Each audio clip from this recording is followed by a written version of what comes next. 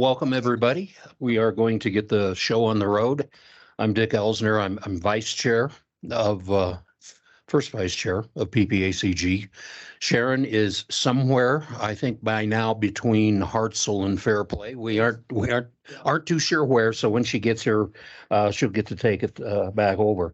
I'd like to call the meeting to order and see if we have an agenda. I mean, a quorum, excuse me. Okay.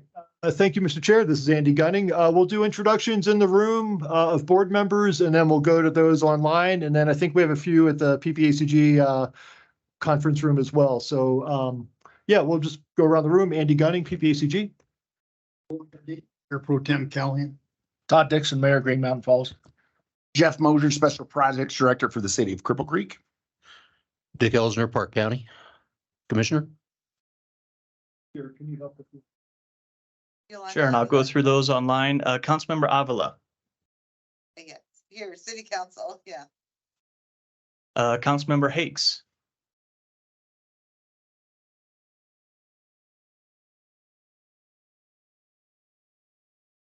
And it looks like he unmuted, but we couldn't hear him, but we do have Councilmember Buck Hakes from the City of Victor. Dr. Duncan.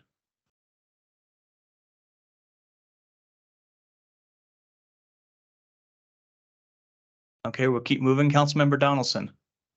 Yeah, good morning, Dave Donaldson from Colorado Springs City Council. Commissioner Williams. Holly Williams, El Paso County. Mayor Graham. Good morning, John Graham, City of Manitou Springs. Mayor LeKind. Good morning, Mayor Mitch LeKind, Town of Monument. And Councilmember King.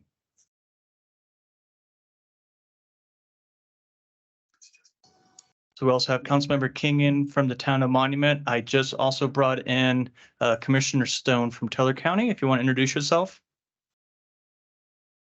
Yeah, good morning, everybody. Eric Stone, Teller County.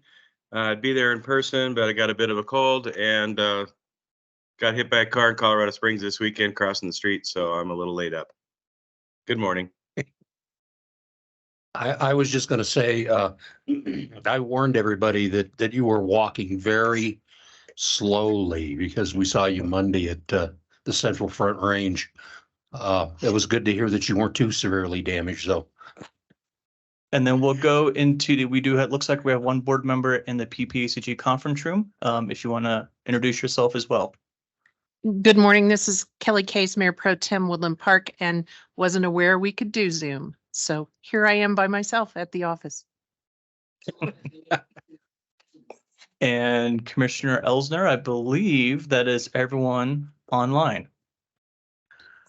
Okay, so we do have a quorum. We have two new members who just joined. Lynette Crow Iverson, City of Colorado Springs at large. Hannah Parsons, Transportation Commissioner.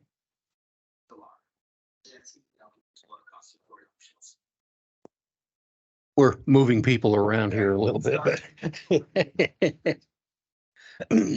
Well, we do have a quorum, so the first item on the agenda is approval of the agenda. Do I have a motion to approve the agenda, or do we have any changes someone wants to make? Yeah, I was curious if we did have changes on the agenda with respect to item 5, Charlie. Andy, did we, what was the final decision on HH?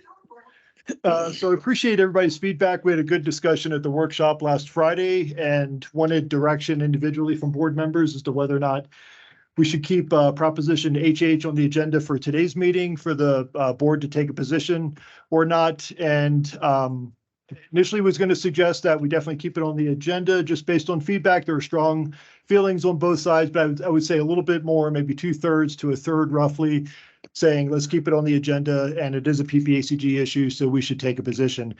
That said, we're also doing a little bit of research just to make sure, and this is based on late-breaking conversations, want to make sure that we as a body actually can take a position on an item that is on the ballot already. There's a question around that for county involvement, and also for COG involvement. So I know we're trying to reach out to our lobbyists just to see if we can get some additional direction. There is a non-lobbying disclosure that we have to sign each year with the federal government to make sure that we're not using resources, PPACG resources to do lobbying.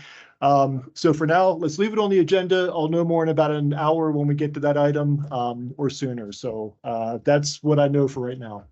Okay. Okay, with that, I'd move we approve the agenda.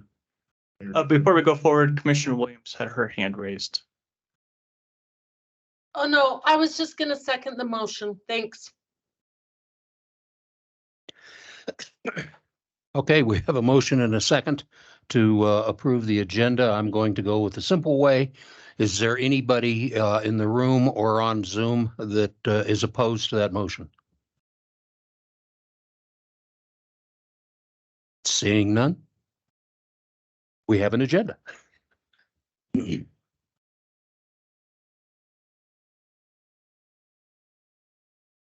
Councilmember Donaldson, did you have something? Yeah, I do. And just before we go any further in the meeting today, I would like to ask that we just have a moment of silence for parole officer Christine Sandoval, who was killed last week by a felon who was on parole, and they were trying to, and he had violated parole. They were trying to apprehend him. So I would like to, if there are no objections, to just have a moment of silence in memory of her. That sounds like a very good idea.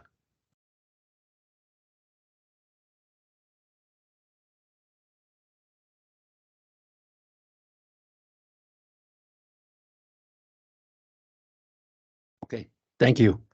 Thank you. Thank you for bringing that up. We're now in the public comments presentation section. The first one is staff recognition. Jason O'Brien, 5 years, and Lucy Jacobs, retirement. I think we're going to wait on Jason's until next month when we're back in person, back at our in our offices, and Jason will be there in person as well.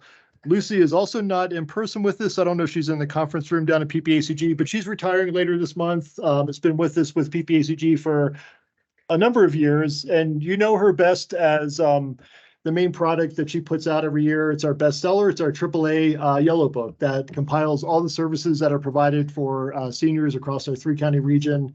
They're always flying off the shelves once we get those out across the community, and really appreciate Lucy's quiet professionalism in pulling that together and just doing an outstanding job with this. But she's going to retire later this month. Jody, you want to say a few words? Yes, sir. This is Jody Barker, AAA director, and yeah, we're really going to miss her. She has tracked information that people aren't even aware that gets tracked for our state and federal grants, and so she's done an enormous job, especially during the time of the pandemic, with our information and assistance volunteers and covering that and making sure that folks get the answers that they need when they call in or stop in, covering the website questions and that kind of thing. And so she will be greatly missed, and big shoes to fill, and she'll be retiring next week. And so we will be, we're already starting the search for new information and assistance coordinator. So thank you very much, Andy. Yeah, putting together the Yellow Book is a huge job, and it's, you know, they fly off the shelves. I always have requests to have those in places so people can get them because of the resources that it provides. And, you know, we're Park County, we're out of the area that most of those resources exist. So I can imagine down in Colorado Springs. Anybody else want to say something about her, or just the fact that she does a fantastic job and we're going to miss her?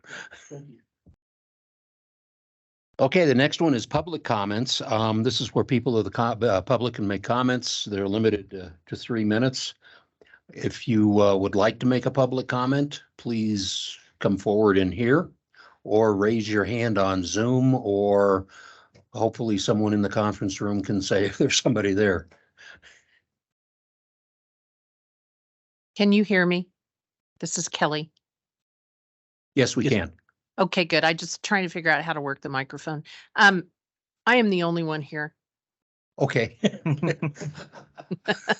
I So think there's so somebody lonely. over there, but I hear someone. Okay. Okay. So we have no public comments. The next one is military installation reports. Do we have anybody online? Or I don't recognize anyone online, but I do recognize someone in the Yeah, someone audience.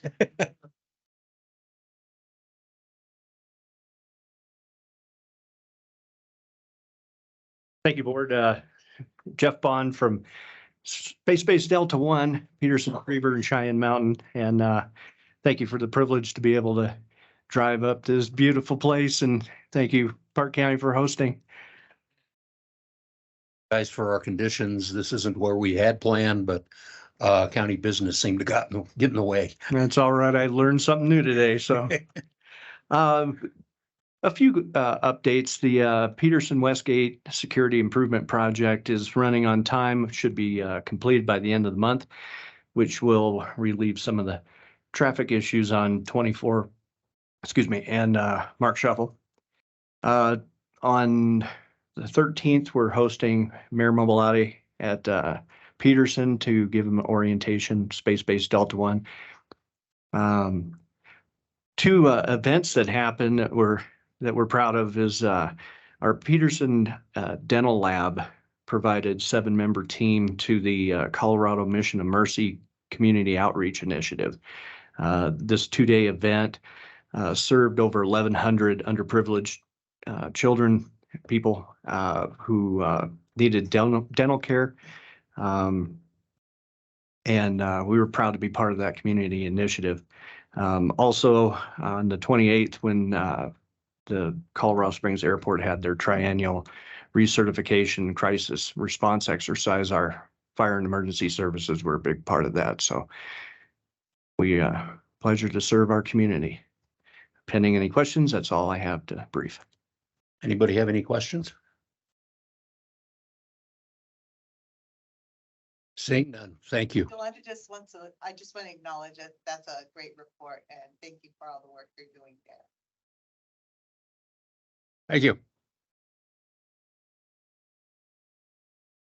So no one else online? No one else online. I did not see any hands jump up. We did not receive any requests for comment in advance, so I think we're good to proceed. Okay. Consent items, we have 4 items on the consent agenda.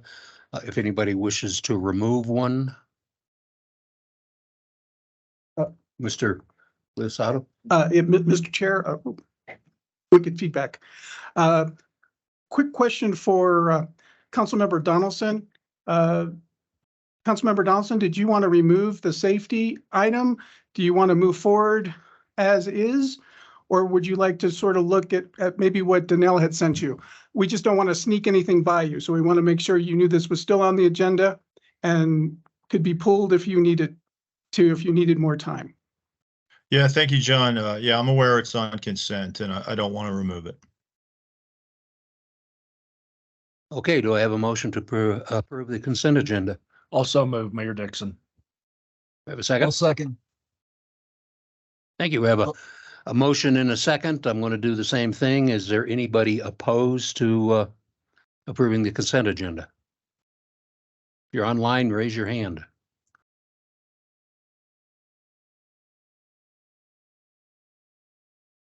We're good? Okay. Moving on, go into the action items. The first action item is a long-range transportation plan. The financial plan, Danielle Miller, Senior Transportation, will be presenting. I can't see anything down there, so I don't know. Okay. Good morning. Thanks for having me virtually this morning. John is in the room and able to answer any questions that arise that I can't answer. But today we are bringing you the financial plan for the long-range transportation plan. So as we kind of develop the LRTP and move through the process, we'll be bringing several pieces to the board during that development, and this is just the first of those pieces. So the LRTP is federally required to include a financial plan. And that's really because we can't put projects in the LRTP that that exceed the amount of funding that is reasonably expected over the course of the LRTP. And so the financial plan is really that document that goes through, these are the sources of funding in the region.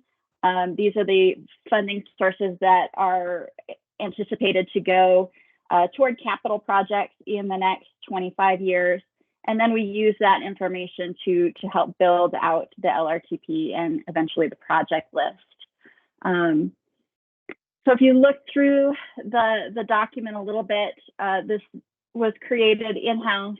We did have some consultation, of course, with the jurisdictions, with CDOT, and with a local economist, Dr. Tatiana Bailey.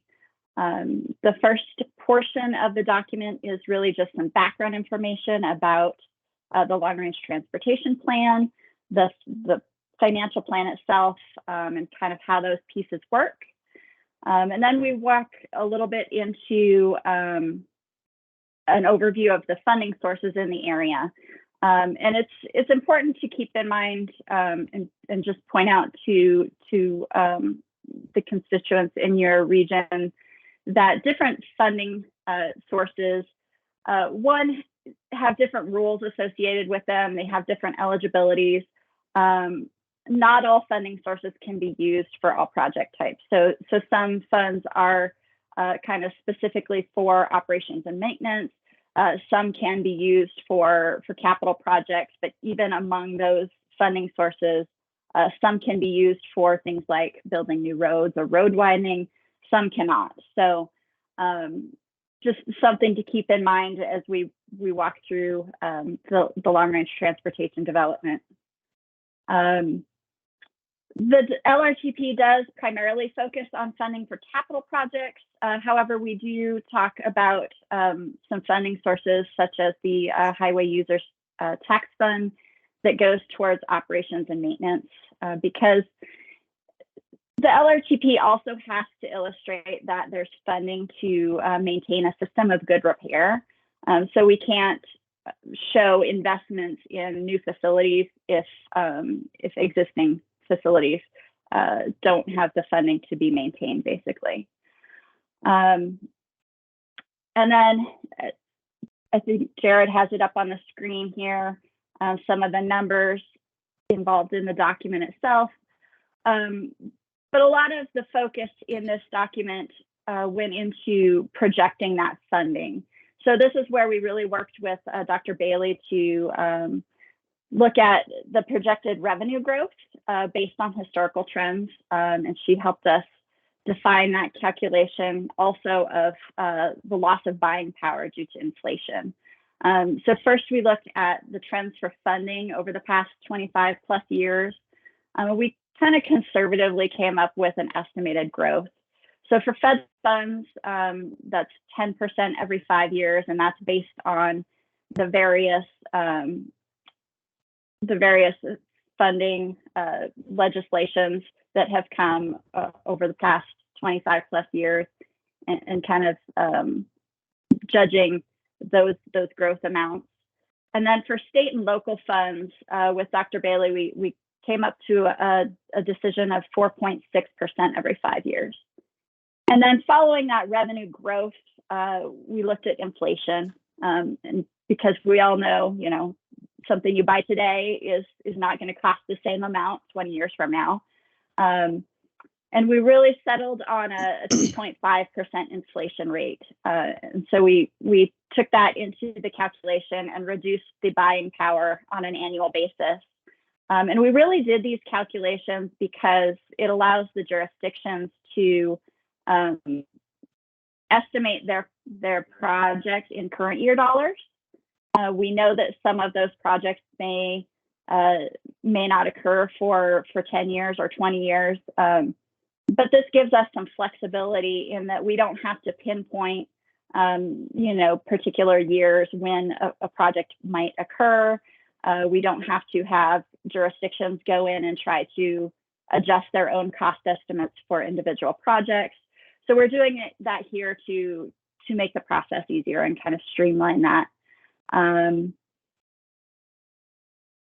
Bottom line for the LRTP, it's on in table 3 on the bottom of page 10 of the document. So these are really the amounts that we're going to adjust our fiscally constrained project list to within the LRTP. So that's the federal amount. That's primarily the STP Metro, TAP, and carbon reduction funding that comes through PPACG for, we administer the process to allocate that funding. That state funding is that multimodal options funding, that MMOF funding that also comes through PPACG.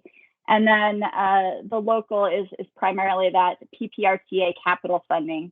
So you can see there's quite a big difference between the amount of money available through PPRTA versus the funding that comes through PPACG for allocation. At this point, we're really just asking for the board's approval of this financial plan for inclusion in the LRTP, and that'll kind of allow us to move forward with the development process. And we will, of course, bring back any adjustments or any changes that need to be made in the future.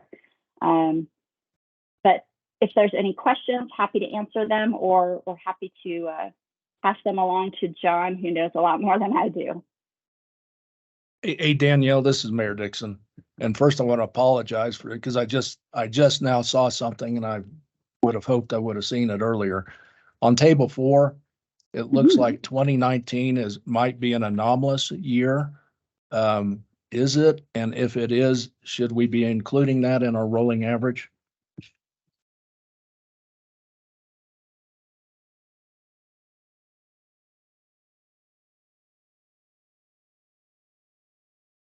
That is a good question about the UTF. So this is just reporting out what the numbers have been. And I don't know if John wants to talk a little bit more to this, because I know that he was a little bit more involved than I was. Yeah, I'm trying to remember, Mr. Chair, members of the Board of Directors, in that these numbers come directly from the Treasurer's Office. And so I'm trying to remember if there was something that happened in 2019 other than it was right before the pandemic, and so we saw the drop off.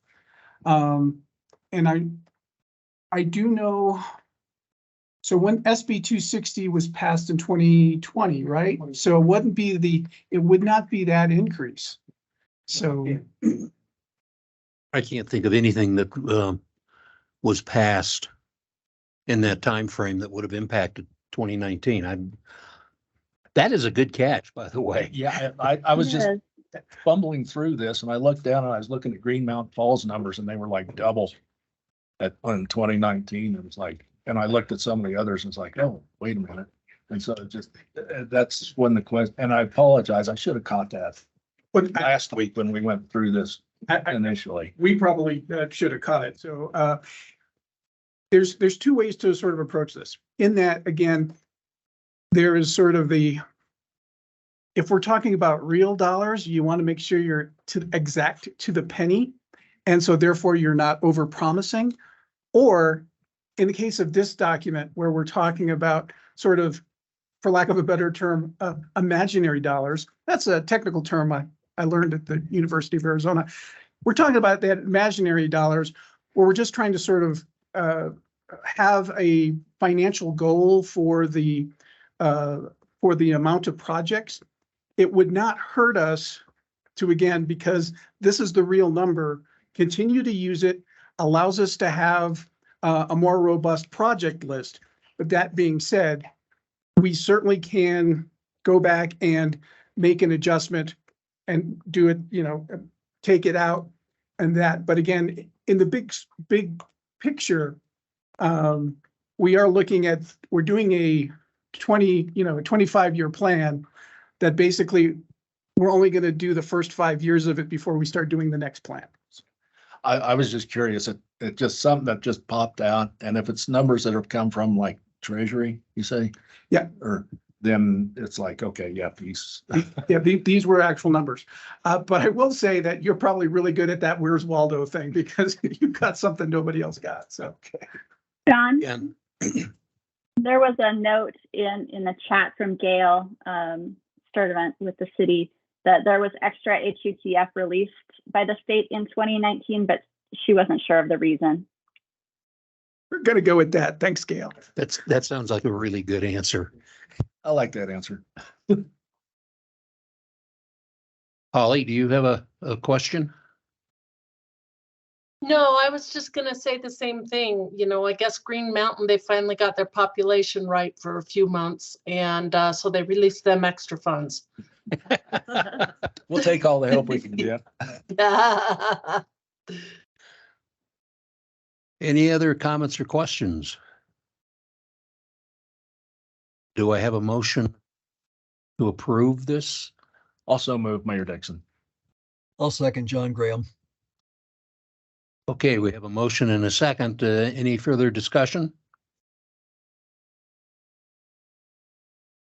Seeing none, I'll do the same thing. Is there anyone opposed to approving this?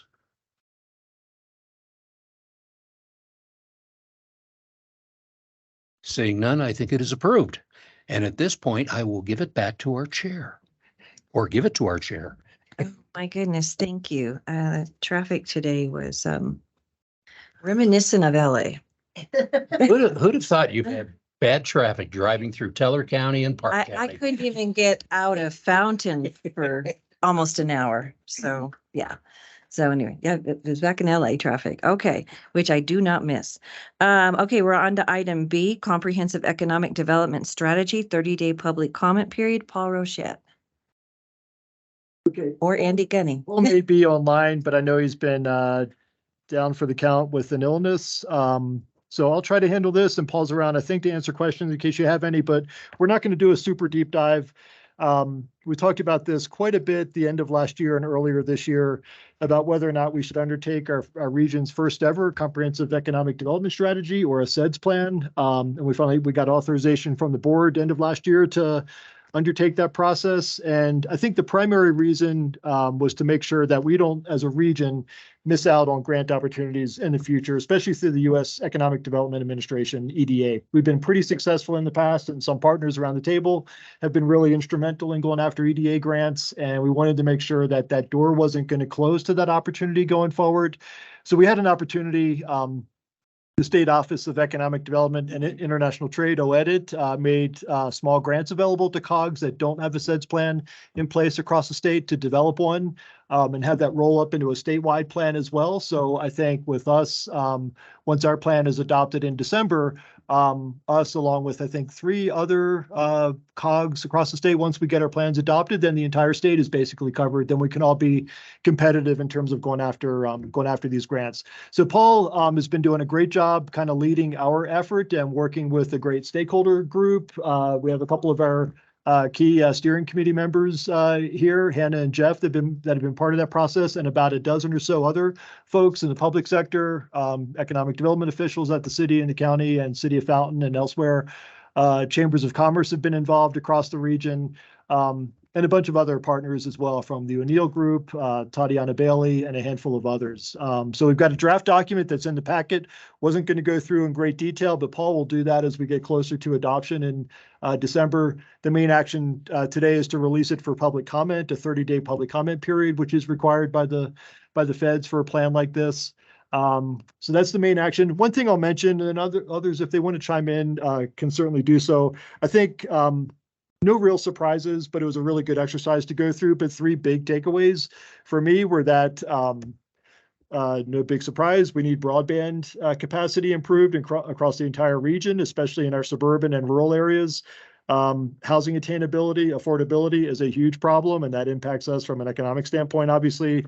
And childcare needs. Affordable childcare is a big driver as well. that obviously impacts our workforce availability. So those are three big takeaways. Once the plan gets adopted, it gives local agencies and private sector actors and others to do what they need to do to work within the SEDS plan. We're not going to be driving anything as far as implementation. But like I mentioned, it opens up the door for folks to go after grants and other investment to help make progress on those strategies. Happy to answer any questions. Green Mountain Falls has received a broadband grant from the Colorado Broadband Office. Company's working with us now to develop a couple of plans, a needs assessment and something else. I can't remember exactly what the other one is. And it could be a potential learning opportunity for if we have, broadband implications in our SEDS plan. And so, yeah, we're currently working with the company. They are under contract directly with the Colorado Broadband Office. And, we'll kind of see how it goes. I think our biggest challenge is probably going to be with internet service providers. We could probably get equipment in and get it all set up, but then trying to find a service provider to actually, do the service of the internet and the broadband. So yeah, we are working that. If you'd like, once we get the documents done, I can bring them back to the PPACG, and that might help with some of the SEDS development. Yeah, good. Love to hear that. Super. I had a group of, this is Mayor Thompson. I had a group of childcare providers within the city. And now, since the change in the law a few years ago, we don't license the state county license. But one of the things that they brought to the attention was, since that change occurred, they're getting kind of into a glitch. And I know this is really out of our wheelhouse, but since it did come up as a priority for SEDS, is that we can't issue them a business license until they have their clearances by the state, and the state won't issue them their clearances until they have a business license from the city. And so, yeah. So if we really want, we're serious about having licensed childcare, if that truly is a glitch, it's not, I'm not in that world, but I would like to see somebody maybe kind of drill down into that as part of this process to see if that is a real glitch, because it's frustrating people and lengthening the amount of time. It's a very long process anyways to get licensed, but if they get to that point and we're not doing the approvals anymore, but yet we can't give them, but it seems like if it's a box and that needs to be fixed in the checkoff system. So maybe that's something we can encourage them to look at and get a legislator maybe potentially take care of that. Well, and I was thinking, can't answer that challenge specifically, but what this does, once we adopt a SEDS plan, that opens up another lane of kind of responsibilities of us as a regional organization. As we do our state legislative work each year, we stay within our lanes of transportation, aging, and the environment, but this does open up another lane for us to engage legislatively to try to find solutions to challenges like that. So yeah, we should keep that on our radar for sure. Okay. Good stuff. Well, it doesn't seem like something that would be super difficult to fix. I just need to get it done. And partner with the chamber and other organizations to try to dig into this for sure. It has something to do with about the time they changed how things were kept. I might recommend, because we're in a tight spot up in Cripple Creek with childcare, is if there's a issue there, the city should step forward and say, okay, we're going to issue a temporary business license pending, pending the approval from the state. And I know that gets a little sticky, but that allows us to control the choke point.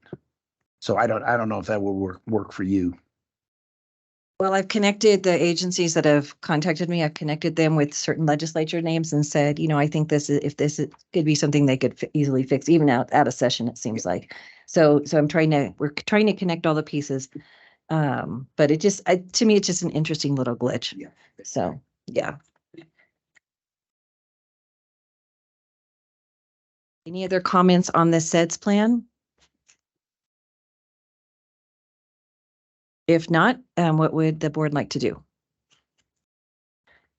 This is Dick Elsner. I would like to make a motion that we allow them to release it for the 30-day public comment period. Second. Okay, we have a motion and a second to release the approval of the SEDS plan. All in I'm still in driving mode for you. All in favor, please say aye. Aye. Any opposed?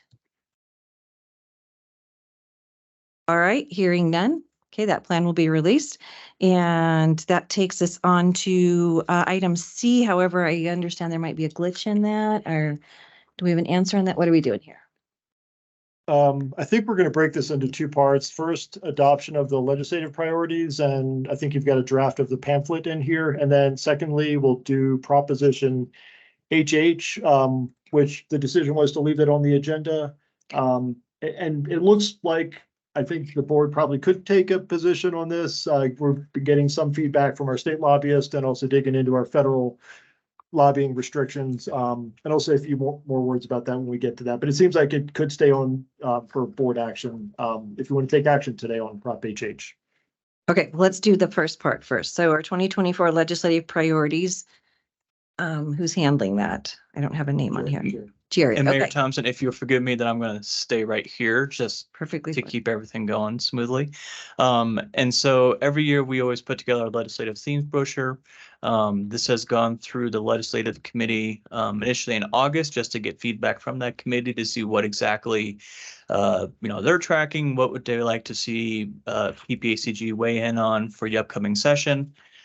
From that meeting, we took the notes and came back in September with this draft. I'll just kind of point out, compared to last year's draft, there's only two things that have changed. I would say both of them are relatively minor. One, and minor in terms of, I think there's consensus. So I don't think there's a whole lot of discussion on this, but one under to protect and enhance services for seniors in the region. We just clarified that with the pending Proposition HH legislation, just because of the feelings of a lot of members regarding Proposition HH and some of the things that are contained within it. We didn't want that to be construed as a support of Proposition HH. And so we modified that and massaged that a little bit. Obviously, we're still very committed to enhancing those services for seniors. And the other section that had the most changes was under the maximize quality of life through local control. This was essentially adding in language to address affordable housing and more specifically support reform to the construction defect legislation to encourage new condominium builds. And that language is very specific because last year there were no condominium builds in El Paso County. So those were the two main changes regarding this document compared to the 2013 session. I believe the idea is that we would make any changes after the election, specifically regarding the results of Proposition HH. But I'm happy to take any questions, but this came through the legislative committee without any issues. Okay, so the legislative committee is presenting this flyer to the group for approval. So since that was a recommendation from the legislative group, so that doesn't require a motion. Usually in most groups, but I'm happy to go with whatever this group wants to do. So yeah, and it could probably just go forward with everybody's consent without Okay. objections. The main thing is we did want to wrap this up in time to give it out at our legislative roundtable that we're going to have a week from this coming Friday, late in the afternoon. So we have a chance to brief the legislators on what our key initiatives are for next year. right, okay. So is everybody in favor of the approval of the pamphlet that we're presenting? If there's any objections, I guess, or any changes you want to it. Okay, hearing none, and we don't print up thousands of these, so if we have to make some changes later on, we can. So, alrighty, so great. All right, on to the next thing. So for Proposition HH, Madam Chair, you're probably in traffic or not quite here yet, but when I did give an update that based on the feedback we got after the board workshop last Friday, roughly 2-to-1 board members saying 2, we should leave it on the agenda for action versus 1, that we shouldn't, that it's not a PPACG issue. So it sounds like there's support to keep it on, and if we can, to have the board take a position on that proposition. Right before the meeting, we did dig into whether or not we're drifting out of our lane if our board does take a position on an item that's actually on the ballot. And it seems like you still can. I think the restriction that we have is going to be is more in line with federal restrictions. That's the non-lobbying disclosure form that we have to sign, that I have to sign to make sure we're not actively engaging in federal lobbying using federal funds. But this really doesn't fall into that category. But there was a restriction, I think, maybe around counties being able to weigh in on propositions that are on the ballot. We're not a county, we're a quasi-governmental entity, so we have different requirements there. The advice from our lobbyist wasn't quite sure it was worth climbing out on a limb. I'm not quite sure how to interpret that, but then he also sent us 170 pages of guidance 5 minutes ago that we haven't looked at, but. And if I may, since I've been actually monitoring Dan, I've not been taking care of my virtual pumpkins. So if anyone was wondering why I was on my phone. So what he did send was he is sorting through that 177 pages from the Colorado Secretary of State's office to see if there is any prohibition for us doing it. But he did send along some other sort of guidance, one coming from, and again, forgive the state, but in California, in that a public agency, while you might be able to, it does open you up to risk if you are actually not providing, what is the exact wording they use, impartial in contributing to public information. So from that, it's as a public agency, your role is to do impartial information, and this actually taking a position and saying vote one way or the other is slightly different. So not exactly a on point sort of thing, but it does sort of just make sure that everybody's aware there is a certain risk as a public agency we may be taking. But that being said, sometimes, to use the Commissioner Stone, if the juice is worth the squeeze and you feel strongly about it, at least now you know what the risks are and that we are opening ourselves up to it. If it is something that we're not overly passionate about, then perhaps it would be best to not enter into that risk and leave any sort of positions up to individual folks and individual jurisdictions. That is what I have taken from what Dan has sent to date. And again, I apologize. This didn't even resonate with me up until this morning, and I went into full panic mode. So okay, so the exact quote from Dan was. Can you read it? So he's reached out to folks. He's reading the Secretary of State information now. Probably not worth climbing out on the limb. I said, thanks. Please let us know. He sent us that document that I just paraphrased. And the latest thing was still coming through the 177 pages, but he can tell you that chambers are taking a position as well as AARP. So again, how those relate to us is that there are folks that are doing it, but I'm not sure that AARP is quasi-governmental. Yeah, and that's chambers aren't quasi-governmental either. So question, how does that have an impact on what we're doing with the legislative committee, or is this only for a ballot item? It would only be for a ballot item.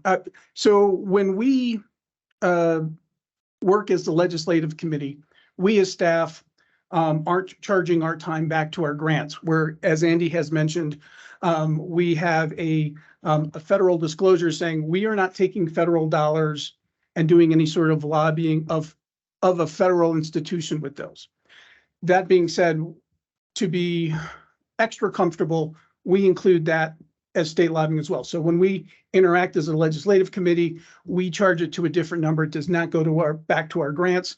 When we work our budget, Carol makes sure that we have money set aside for activities out there. When it comes to actually sort of, again, that legislative work, and again, Andy, you might need to jump in and help me if I get this wrong.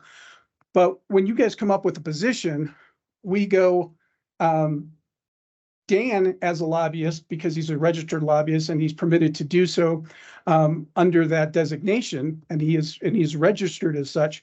actually can go and say, hey, I don't think you should do this, or I don't think you should do that. When they come back to staff, for example, when we had the GHG rule, I never said, hey, you shouldn't vote for this or that. I got up and I wrote letters saying, this is the implication and the results of these actions. This will be what happened.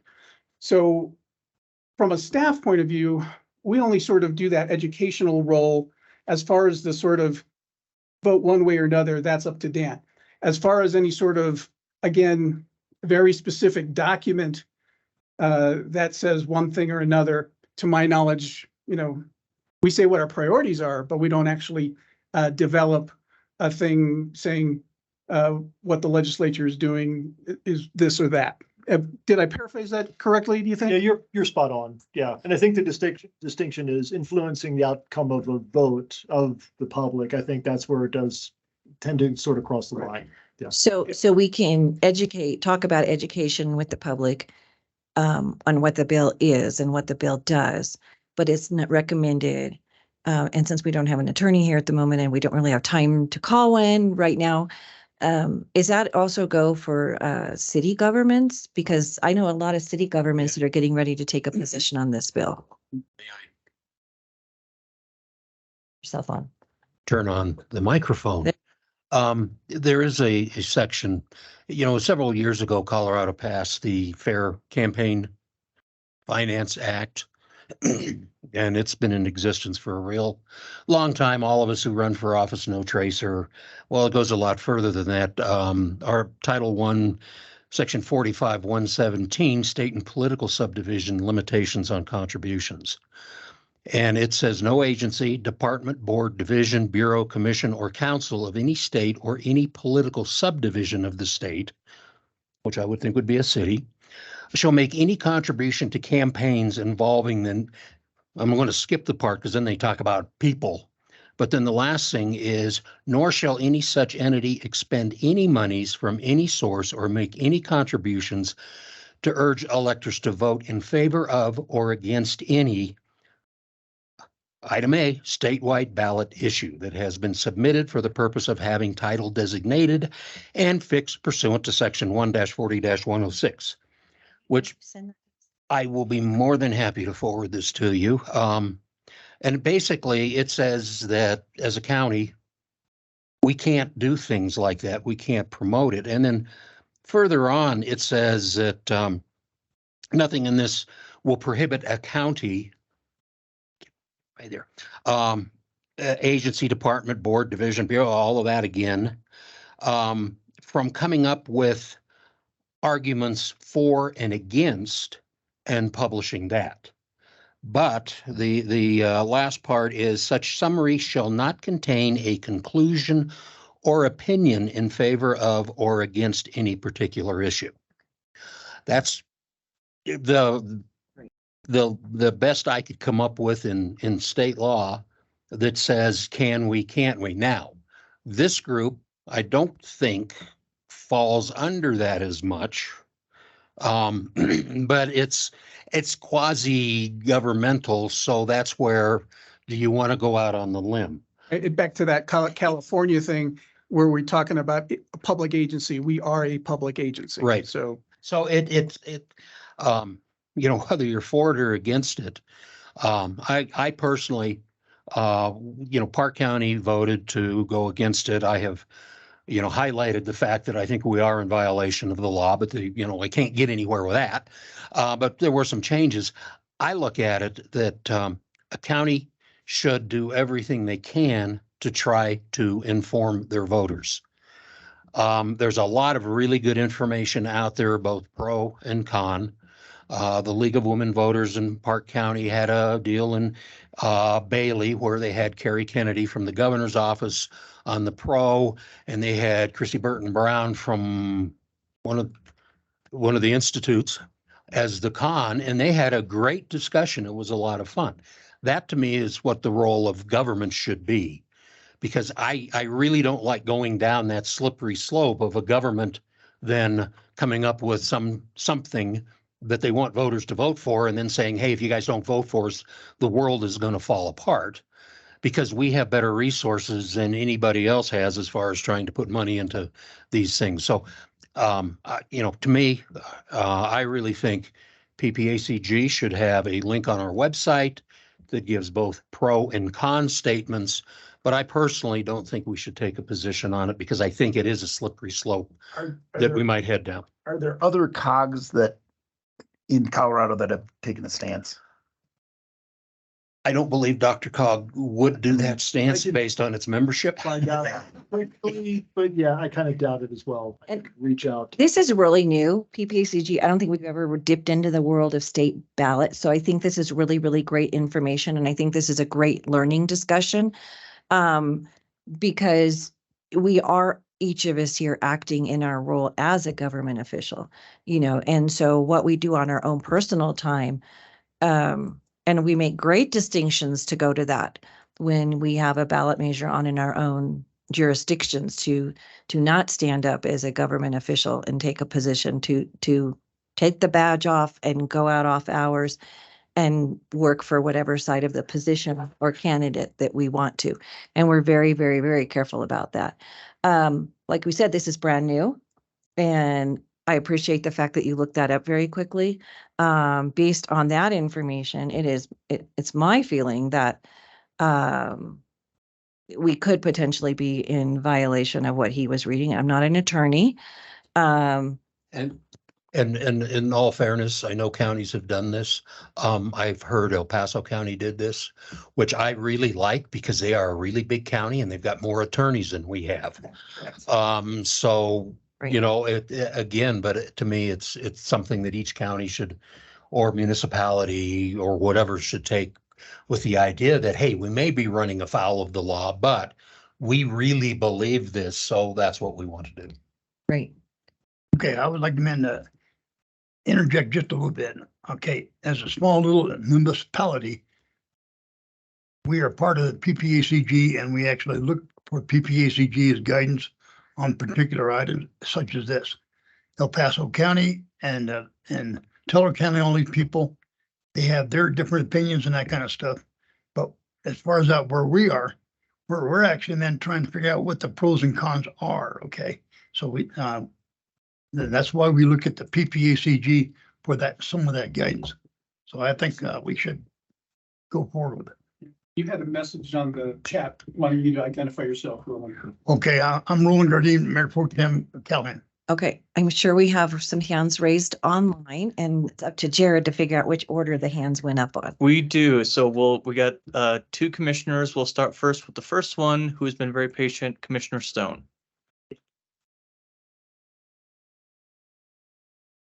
Thank you. Can you guys hear me? Yes. Awesome. I'm not going to, I had this great quote and I'm going to use it again. I'm not going to hang my hat or hang my head on whether or not PPACG takes a position on this. We're strongly against it. My county did pass a resolution against the measure. We have, for many years prior to even this Board of County Commissioners, taken positions on ballot issues, and our attorney or anybody else has never said boo. It's a resolution and statement by by an elected board of county commissioners about the issue. And like I said, I wouldn't oppose not taking a position on it because I don't want to put us in this organization in any delicate situation that would be difficult to extract ourselves from. That being said, I mean, it certainly is a PPACG issue because it deals with homestead exemption and other things that are, that affect people and part of our mission. And, there's a great question of, because we've fought for homestead exemption for many years, haven't gotten it, and now it's tied in as ransom to Prop HH.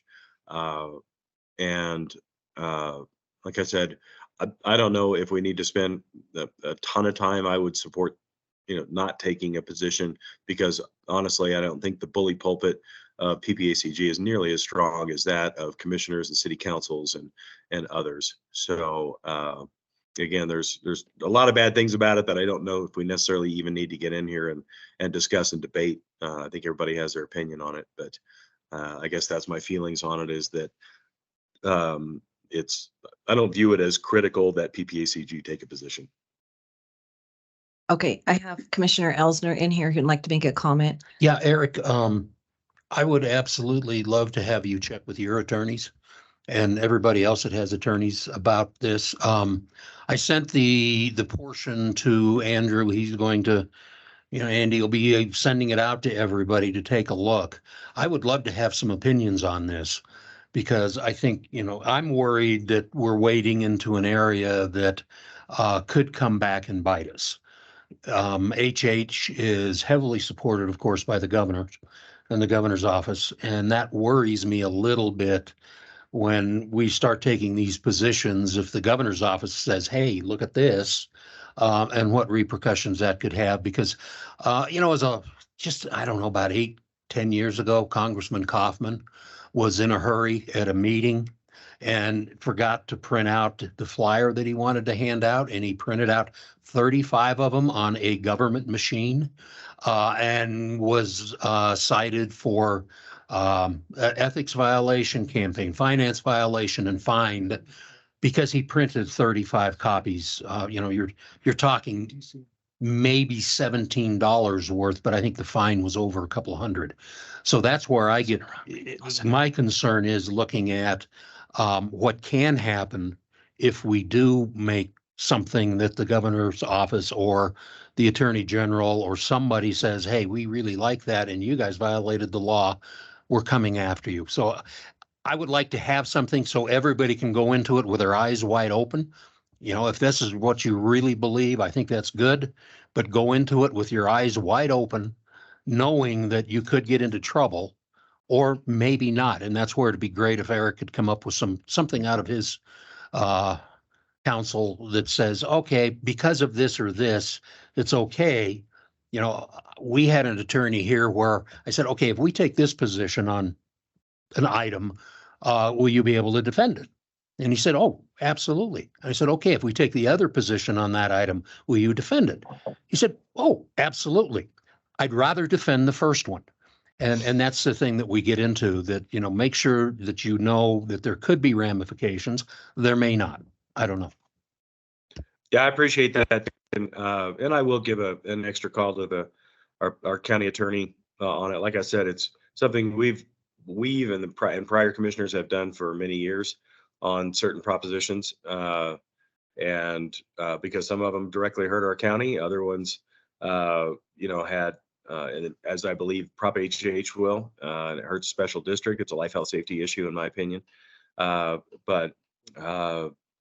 of course, as we know, other kind of, I don't know, are CML and CCI and SDA, are those quasi-judicial or are they completely private? Because they've all taken positions. Okay, next online, Jared. Yep. Commissioner Williams is next. Yep. Okay, thank you. Okay. So this is Commissioner Williams. I have gone back and forth on this. At El Paso County as commissioners, we did take a position, but we don't expend any resources to campaign. And that's a fine distinction I'm making, because we have staff help us prepare the resolution to take a position. So the distinction I'm taking here is we do not expend any resources to campaign on the issue. We took that position at the county because it's going to have to increase our assessor's office by at least 3 employees, because we don't track short-term rentals. And so, or owner occupied rentals. So we would have a lot of extra work to do. So that's what El Paso County does. But I'm more concerned, and I'm personally against Proposition HH, but Proposition HH is so large because it includes the senior homestead, the portability of the senior homestead tax exemption. So what I'm more worried about is the optics in front of the legislative session. So we say, oh yeah, we've wanted this portable for more than 6 years or 5 years that I've been with PPACG, And I know that we've pushed it many more years before that. We've asked for the portability so that a senior can downsize and still keep the exemption. And so now we go to the legislature and say, well, yeah, we were against Proposition HH, but we still want you to pass, or we want to pass a senior portability law. So I'm more worried about the political blowback in the state legislature. That I think that there are plenty of ballot issues that we could take a position on. Like if they narrowed it down and said, we're just going to go after this portability issue and we're going to put that on the ballot.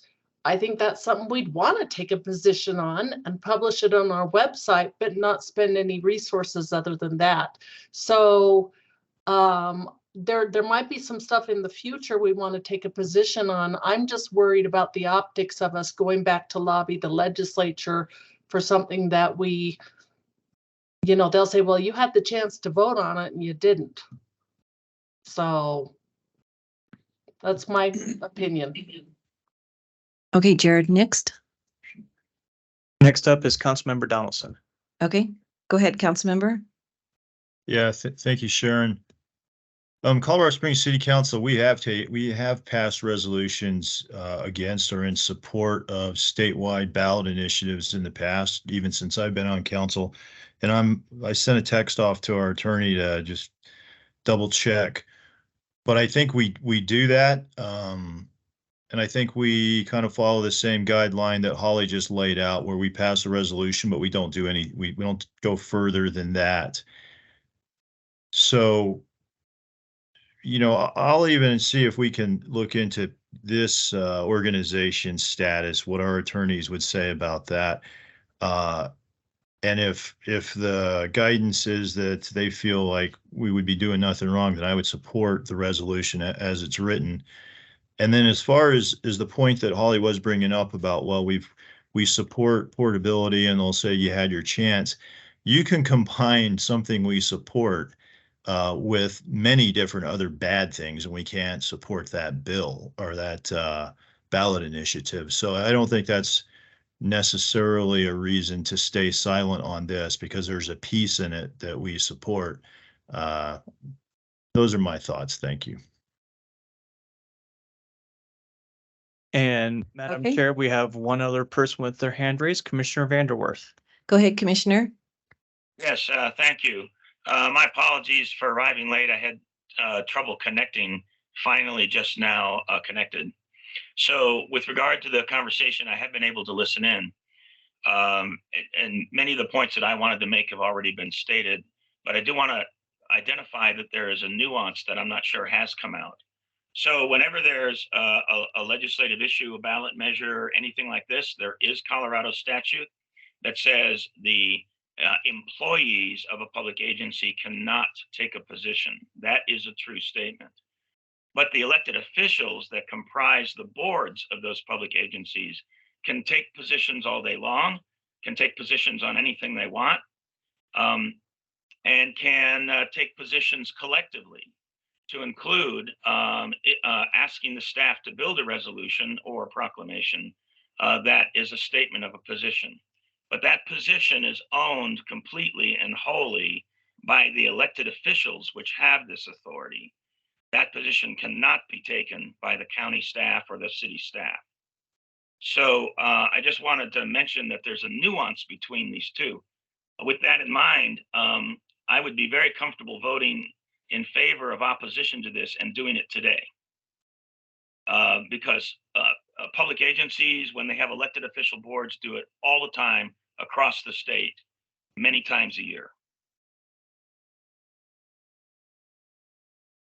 Okay, do you have anybody else online with their hand raised? I just want to double check. Commissioner Stone, your hand's raised. I don't know if that's from earlier or if you had something else to add.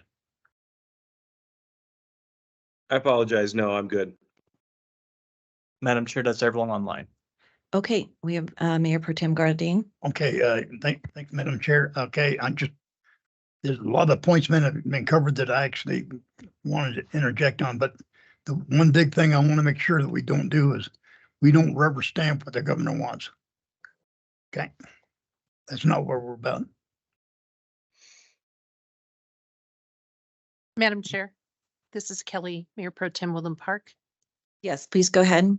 Thank you. I just wanted to inject that I tend to agree with Commissioner Vanderhurst, if I said that correctly. I'm so sorry. That I believe that what he is saying is correct. I both have been an employee and an elected official of a governmental organization, and I do agree and know that employees are forbidden from discussing it, taking a position, or having anything to do with an election, whether it's state or local, or county, because that has been imposed upon me as an employee. But I do know that there have been positions that our council has taken over the years, based upon various items on ballots and such. So I agree with you, Stan, and would support approving this as well. But I would absolutely support having an opinion from the attorney, and I'm going to ask our attorney as well to weigh in on that. Thank you. Just to throw it out here, because I think we're all sitting here having internet connections. I'm trying to send a text and now trying to run a meeting and type an email and figure out how to connect to Wi-Fi. We can do one of a couple things. We could put the decision on this down to a few items later and come back to it. We could just for a few minutes, or we can table it without taking a position on it. I'm thinking out loud here. Or we can, if we really want to come back in a week and take a position, we could technically call a special meeting together to take a position. Could we put it on Monday's agenda after, I'm sorry. Reading my mind, we've got a special meeting coming up this coming Monday, the 16th, to talk about the transportation planning regions. CDOT's going to give a presentation on that. And I'm assuming we're going to get enough members to have a quorum. We need 7, and you could take a position at that time. We've got a legislative roundtable next Friday, the 20th. Where there might be enough critical mass, and maybe we start a little bit earlier and you could take a position at that point. And just finally did reach out to Dr. They have not taken it up and don't plan to. Commissioner Elsner. I was just going to say, it sounds to me like critical mass is against it or in favor of the resolution. We could always take the vote today and have a caveat that pending review by more than one legal counsel. And I would absolutely love to have counsel take a look at this. In Park County, we don't have the luxury of having a full-time attorney. Ours is part-time at best because we hopefully don't have a lot of issues. This isn't her expertise, and I would love to have a good definitive answer on this that, hey, we think it's fine, this is it, or you're out there, we aren't sure about it, and then maybe we can. Somebody needs to mute, please. Thank you. And then maybe that's something that some of us can look at and take up, and then after this and say, we need a clarification in state law, because what I read says you can't, and that last paragraph says you can't take a position. It doesn't say anything else, but you can't take a position. So that's where I look at it and go, okay, is that something that just nobody has ever paid attention to and never enforced, and we can skate along because nothing is this big? Or is it something that is this may bring it up because there is so much interest in it? I really don't know, but maybe we should take that vote with that thing.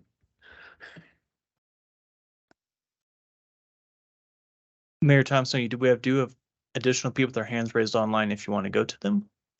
Okay. Up to you. No offense, but that was about as clear as mud. I am practicing for my next job. Okay, all right.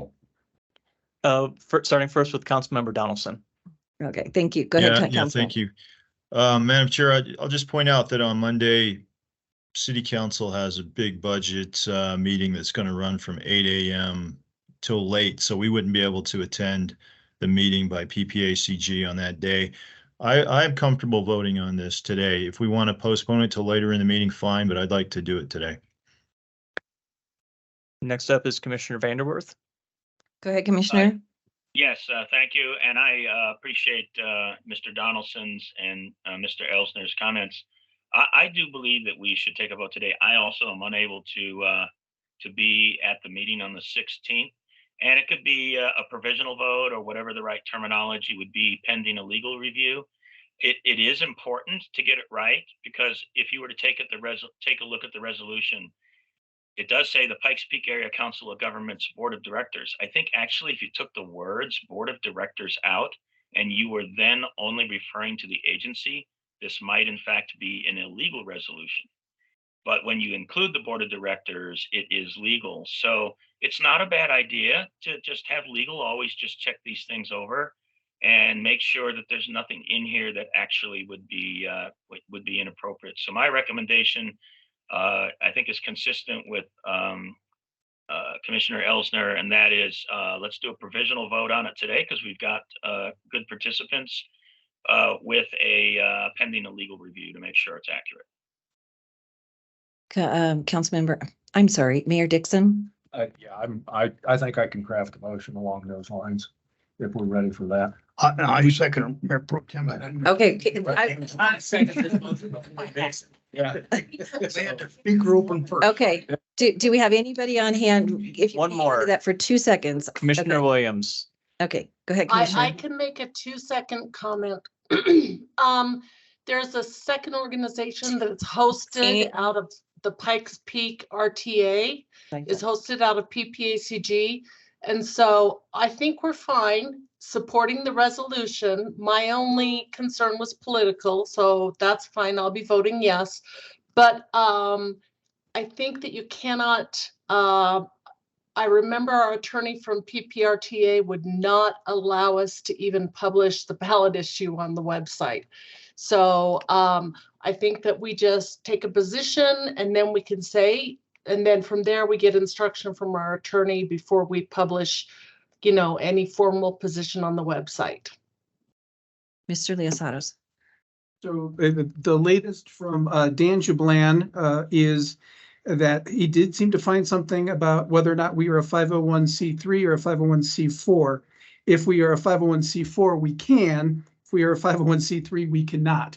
So if your motion can just clarify pending on PPACG status, I think we're in the clear, because then another email came in and said, the only caution, and this is from actually Suzanne that works with Dan, is the only cautions that they can find within the political positions are taken is if they're being taken for personal gain. This is why PPRTA can't list anything about the PPRTA ballot.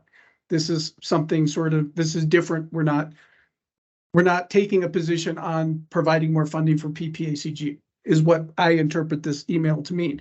So they believe that we are in fact in the clear. So I think at this point, given everybody scrambling around for the last 2 hours, as long as the caveats in there provided our not-for-profit status allows, which is that C3, C4 thing, I think you could go ahead and move forward. Are you comfortable, or did I overstep and I'm fired? We're not a not-for-profit. We're neither a C3 nor a C4. We're a quasi-governmental body, and we could be here for another 2 hours. Okay. Describing what that is. Yeah. But we've been considered a local government for some purposes, like opting out of the Family Act that was on the table last year. Right. But we've gotten conflicting advice in the past, but I think we could follow a provisional approval and get some additional details from our attorney and maybe from other county attorneys as well, if they're going to be able to dig into this to help us out. We also have a part-time attorney and we just activate him as needed, but yeah, we could definitely do additional research. And I could check with other COGs that have the same status across the state as well. So what I seem to be hearing is that people want to move forward with taking a position on this, however, making it provisional. So if this is released anywhere, this needs to have provisional stamped all over it so that, we're covered until. Now, doing that, before we make the motion, doing that, what is the timeline for getting an answer, and who decides what.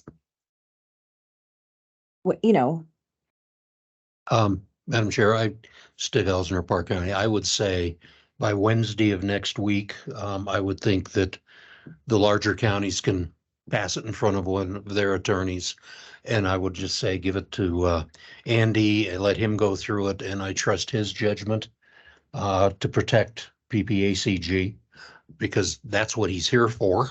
And, you know, trust his judgment as to whether it's permissible or not. And if he has any questions or doesn't feel comfortable doing that, then he can come back to the board. Okay, I just wanted to clarify it before we move forward on it, because I don't want people to say, well, you made it provisional and then I didn't get a chance to vote on it again. So if it overwhelmingly comes back that the majority of the attorneys tell you one way or another, then Andy makes the decision. But if it's kind of squishy, then we have to pull out our bylaws and figure out how to do a quick special meeting on this one item. Okay.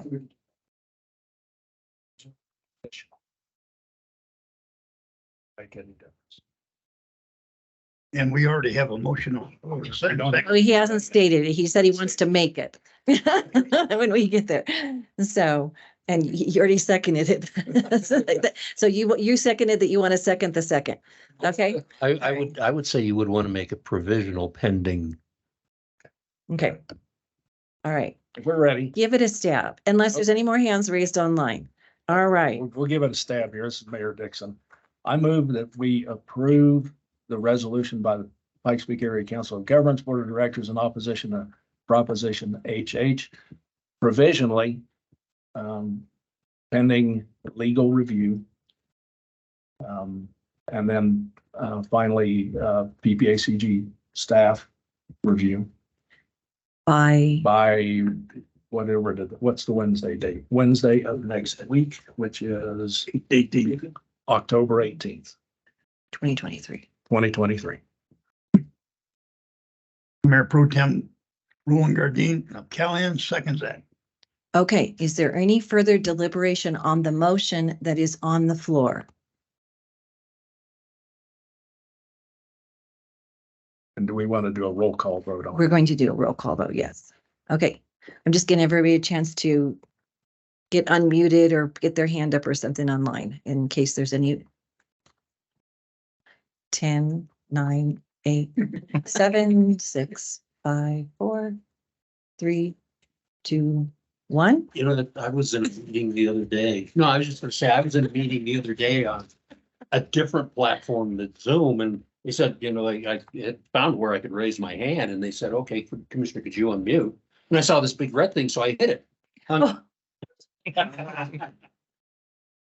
Yeah, technology is great. Yeah, my husband I spent an hour last night trying to get my husband into a Zoom meeting. And yeah, okay. Alrighty, so we are going to do a roll call vote for a couple of reasons. First of all, I think this is a very people are very passionate one way or this vote or on another. And we are obviously having connection issues with a lot of people.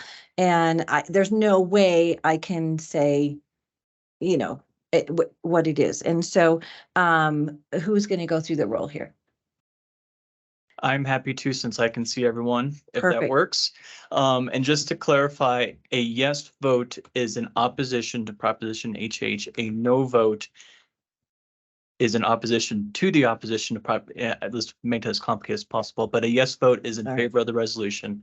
A no vote is not in favor. Vote yes to vote no on HH, vote no to vote yes on, well, not necessarily yes on HH, but no on this if you don't like the resolution. Right. You don't like the resolution. Okay. I just want to clarify that because I have a feeling we could be I've crossing that read some bridge. ballot issues like that before. So we will begin with those in the room, just going around the room. And the chair goes last. Yep, I was going to say you will go last. So let's go Mayor Pro Tem Gardine. Yes. Mayor Dixon. Yes. Commissioner Elsner. Yes. Councilmember Kroll Iverson. Yes. So those are all the voting members in the room, minus the chair, which will reserve to the end. Starting with those online, Councilmember Avila. No. Councilmember Hakes. Yes. Councilmember Donaldson. Aye. Commissioner Stone. Yes. Commissioner Williams. Yes. Mayor Graham, Yes. Mayor LaKind, Yes. Commissioner Vanderwerf, Yes. and the chair, Mayor Thompson. Chair This votes is, yes. this Oh. is Kelly, Mayor Pro Oh, Tem sorry Woodland about Park. that. Yes. That's Mayor, okay. I vote yes. I forgot that it showed up as PPACG on my end. Double No worries. checking, but that should be everyone, all the voting members. So I just got one no, 1, 2, 3, 4, 5, 6, 7, 8, 9, 10, 11, 12, 13 in favor, 13 to 1. Okay, 13 to 1, and so that provisional resolution, goodness, for Pikes Peak Area of Government in opposition to HH passes provisionally. And I thank you everybody for giving us a couple of days to gather information and make sure we're doing the correct thing. I will be reaching out to our city attorney and our city clerk, getting their opinion on it and having them send it to Andy. And I ask anybody else to do that too. Yeah, I'd like to thank all of the members of PPACG because I think this was a great discussion. You know, bait and switch, shell game, and all those things come to mind when you talk about this, because there are some provisions in there that I really like.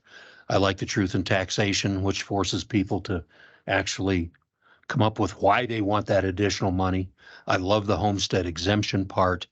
I think the whole part around assessment rates and the way they did that is a very slippery slope to do something like that and would have caused a lot of trouble. But I really appreciate the great discussion, the response, and I really am looking forward to the help from a couple larger agencies like El Paso with their attorneys, because I think this is an issue that needs to be cleared up. To make it really clear as to what we can do as local governments and what we could do as this organization. So thank you. Yeah, it was. Thank you very much for bringing forth the statutory item. Mayor Thompson, like we said, this is really our first time to dip our toes into any state propositions for PPACGs. And so it's a learning opportunity for all of us. And it's always good to be cautious. And the last thing we all want to do is end up in court. Madam elsewhere. Chair. Yes. Madam Chair, this is Kelly Case, Mayor Pro Tem Woodland Park. I unfortunately am going to have to leave. I just wanted to let you know that I'll be leaving now for the balance of the meeting. All right. Well, perfect. We're done with the action items. All right. That takes us on to item 6, information items. There is no clock in here. Okay, we are at 10:25, everybody. Okay, we are on the site application for Broadmoor. And we're going to get a quick update on that, right? And I noticed we have someone in the audience that probably wants to speak to that too. Is Ann online? If not, I can kick this off. Ann Warner. I have not seen her. Double Okay. checking, but The no. board, you'll recall, provisionally approved the Broadmoor site application back in September. I think it was at the Woodland Park meeting for an upgrade to their wastewater system, one-site system. I'm going to hand it over to Robert, and I'm going to butcher Robert's last name, their engineer representing the applicant on this, but you'll recall that it was a really robust discussion. The board had 2 conditions that they wanted to have to be met for the project to move forward. One was that the applicant presents a plan and a response process in the event of an accident or an emergency in hauling waste out of the restaurant up there. And the second was to address the ingress and egress of Mesa Road and Cheyenne Boulevard to make sure that all the traffic isn't being loaded up onto one of the routes and that the traffic is basically mixed up. So it doesn't impact just one part of the neighborhood. So we provided an approval letter to the applicant, got a good response back from the applicant as well, expressing their support to those conditions. Got a follow-up letter from the sanitation district or the sanitation company that will handle disposal. And I'll let Robert speak to that. But we feel good about the applicant responding to the conditions and just wanted to circle back and basically try to close the loop. And I know Mr. Bensberg is probably going to want to say a few words as well. But with that, I will hand it over to Robert if he's online. Hi, yeah, thank you. And Joe Good will also be presenting with me. I really would like to turn it over to Joe Good if he's here. Yeah, can you guys hear me? Yes. Okay, yeah, I couldn't turn my camera on, but yeah, okay. So, you did state it pretty good that we did submit those things. And I'm here to answer any questions. The Reliable Sanitation has agreed to use the routes as described as going in on one side on Cheyenne, going out on Mesa, which is one of the conditions. The other is, and they presented their, all of their people are trained and have spill kits on the trucks. In the event of a bigger emergency, immediate notification will be given and a larger response will take place. All of their drivers are trained in spill cleanup and in the OSHA requirements that they need. And in the letter that you guys all have, it talks about all the other areas where the Reliable Sanitation provides this kind of service, which is Fort Carson Support Services, Schriever Services, Buckley Air Force Base, and other areas that they are very well qualified to handle this. So I think we've addressed everything. I'm here if you do have any other questions on that. But I do believe that the Broadmoor has responded and Reliable Sanitation has provided the information we need. I might be wrong, but I remember hearing the residents from Broadmoor saying they would like to have the phone numbers so that if there was a spill, they could potentially make sure they were getting called, or they wanted to just know kind of the process. Yeah, and I think we can definitely make those numbers available. I'm sure the applicant would be fine with that as well. One other item that did come up was there was interest in maybe possibly scheduling a neighborhood meeting, but I think what the sense we got was as long as there was commitment to meeting those conditions, that there was no need to do that. But we will stay in good and constant contact with the neighborhood group led by Jim and others to make sure they have all the information that they need. We do have a representative of the group that made a long trip up here, so I'd like him to come up and say anything. If Robert online, was it Robert? Robert. Okay, Robert we're through. Okay. Well, thank you, Madam Chair and members of the board and Director Gunning.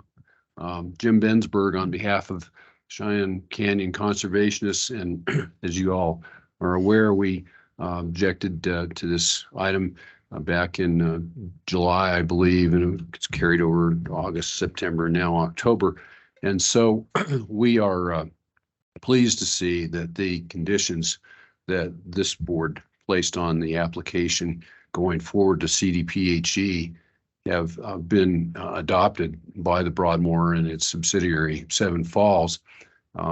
Those conditions were key to our opposition. And because of that, we felt as a group that there was really no need to meet in a public setting, since all of our objections had been mostly agreed to. So I will tell you, this has been quite an educational process for members of my group, most of whom did not know that PPACG even existed, or there was such a thing as an MPO, and what its jurisdictional boundaries were and are.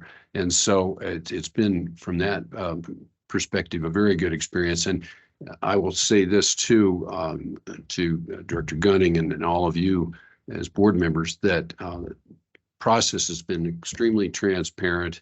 There's been no mystery about how it was going to proceed or not.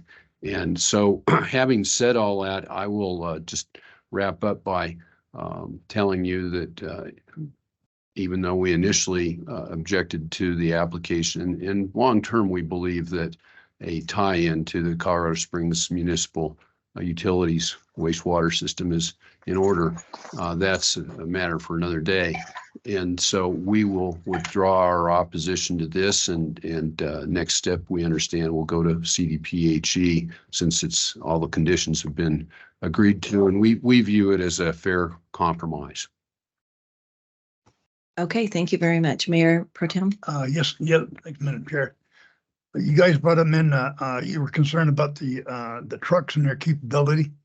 Out in our area, we have a lot of trucks that actually do this, that clean out septic and portable stuff.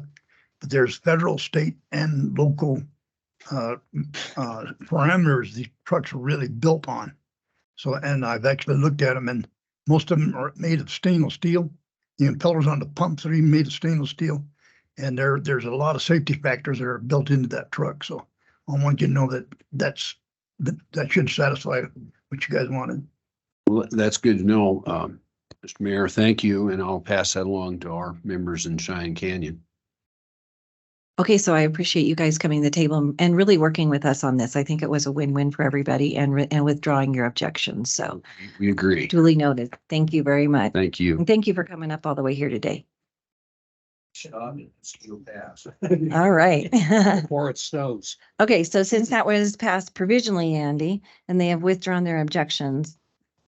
No action needed today. We're transmitting all the approval letters, the correspondence back and forth that we got from the applicant. We're transmitting all of that to the states if they have it. They're the permitting authority, along with, I think there are some local permits as well, but we're going to make sure that's all part of the record for everybody that touches the project. And if any concerns are noted along the way, you can certainly reach out to us. Yeah, we will stay in touch with the applicant, the Broadmoor, to make sure they're meeting all the requirements. Okay, great. I'm going to be the timer today. It's 10:33. Again, there's no clock in the room and no windows. So it's like Las Vegas where they, do that on purpose, right? You can stay a really long time. Okay. All right. That takes us on to item B, freight study. Jason.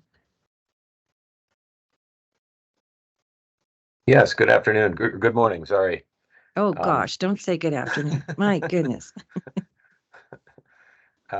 So I'm just going to talk a little bit about our PPACG freight mobility study, something that we've been working on for a while. I believe it's the first time we've spoken to this board about it. I'll give a little bit of background and then turn it over to our consultant. So the idea of doing a freight study or plan was first approved at a board retreat, actually, a few years ago. Funding finally came through late last year, and work started earlier this year with the hiring of Cambridge Systematics to lead what we're now calling the PPACG Regional Freight Mobility Study. There's a few reasons why a freight study is advantageous. I know it's kind of a new animal in the region. The first is that we don't want to fall behind other regions in economic competitiveness because of a lack of freight planning. So this can be critical in business location decisions, for example. To date, there are no existing freight-focused plans or studies in the region. We've also had some requests to show support for local freight projects by our member governments, and we haven't been able to provide the level of freight-related information. We haven't been able to provide that support with the kind of freight-related information that we typically have on hand. So more information would help member governments in grant pursuits, as well as state and federal program prioritization processes. And that's been confirmed in conversations with CDOT, that basically the more specific information we have in terms of needs, freight types and volumes, infrastructure limitations, and so forth, the better we'll tend to do in those prioritization processes.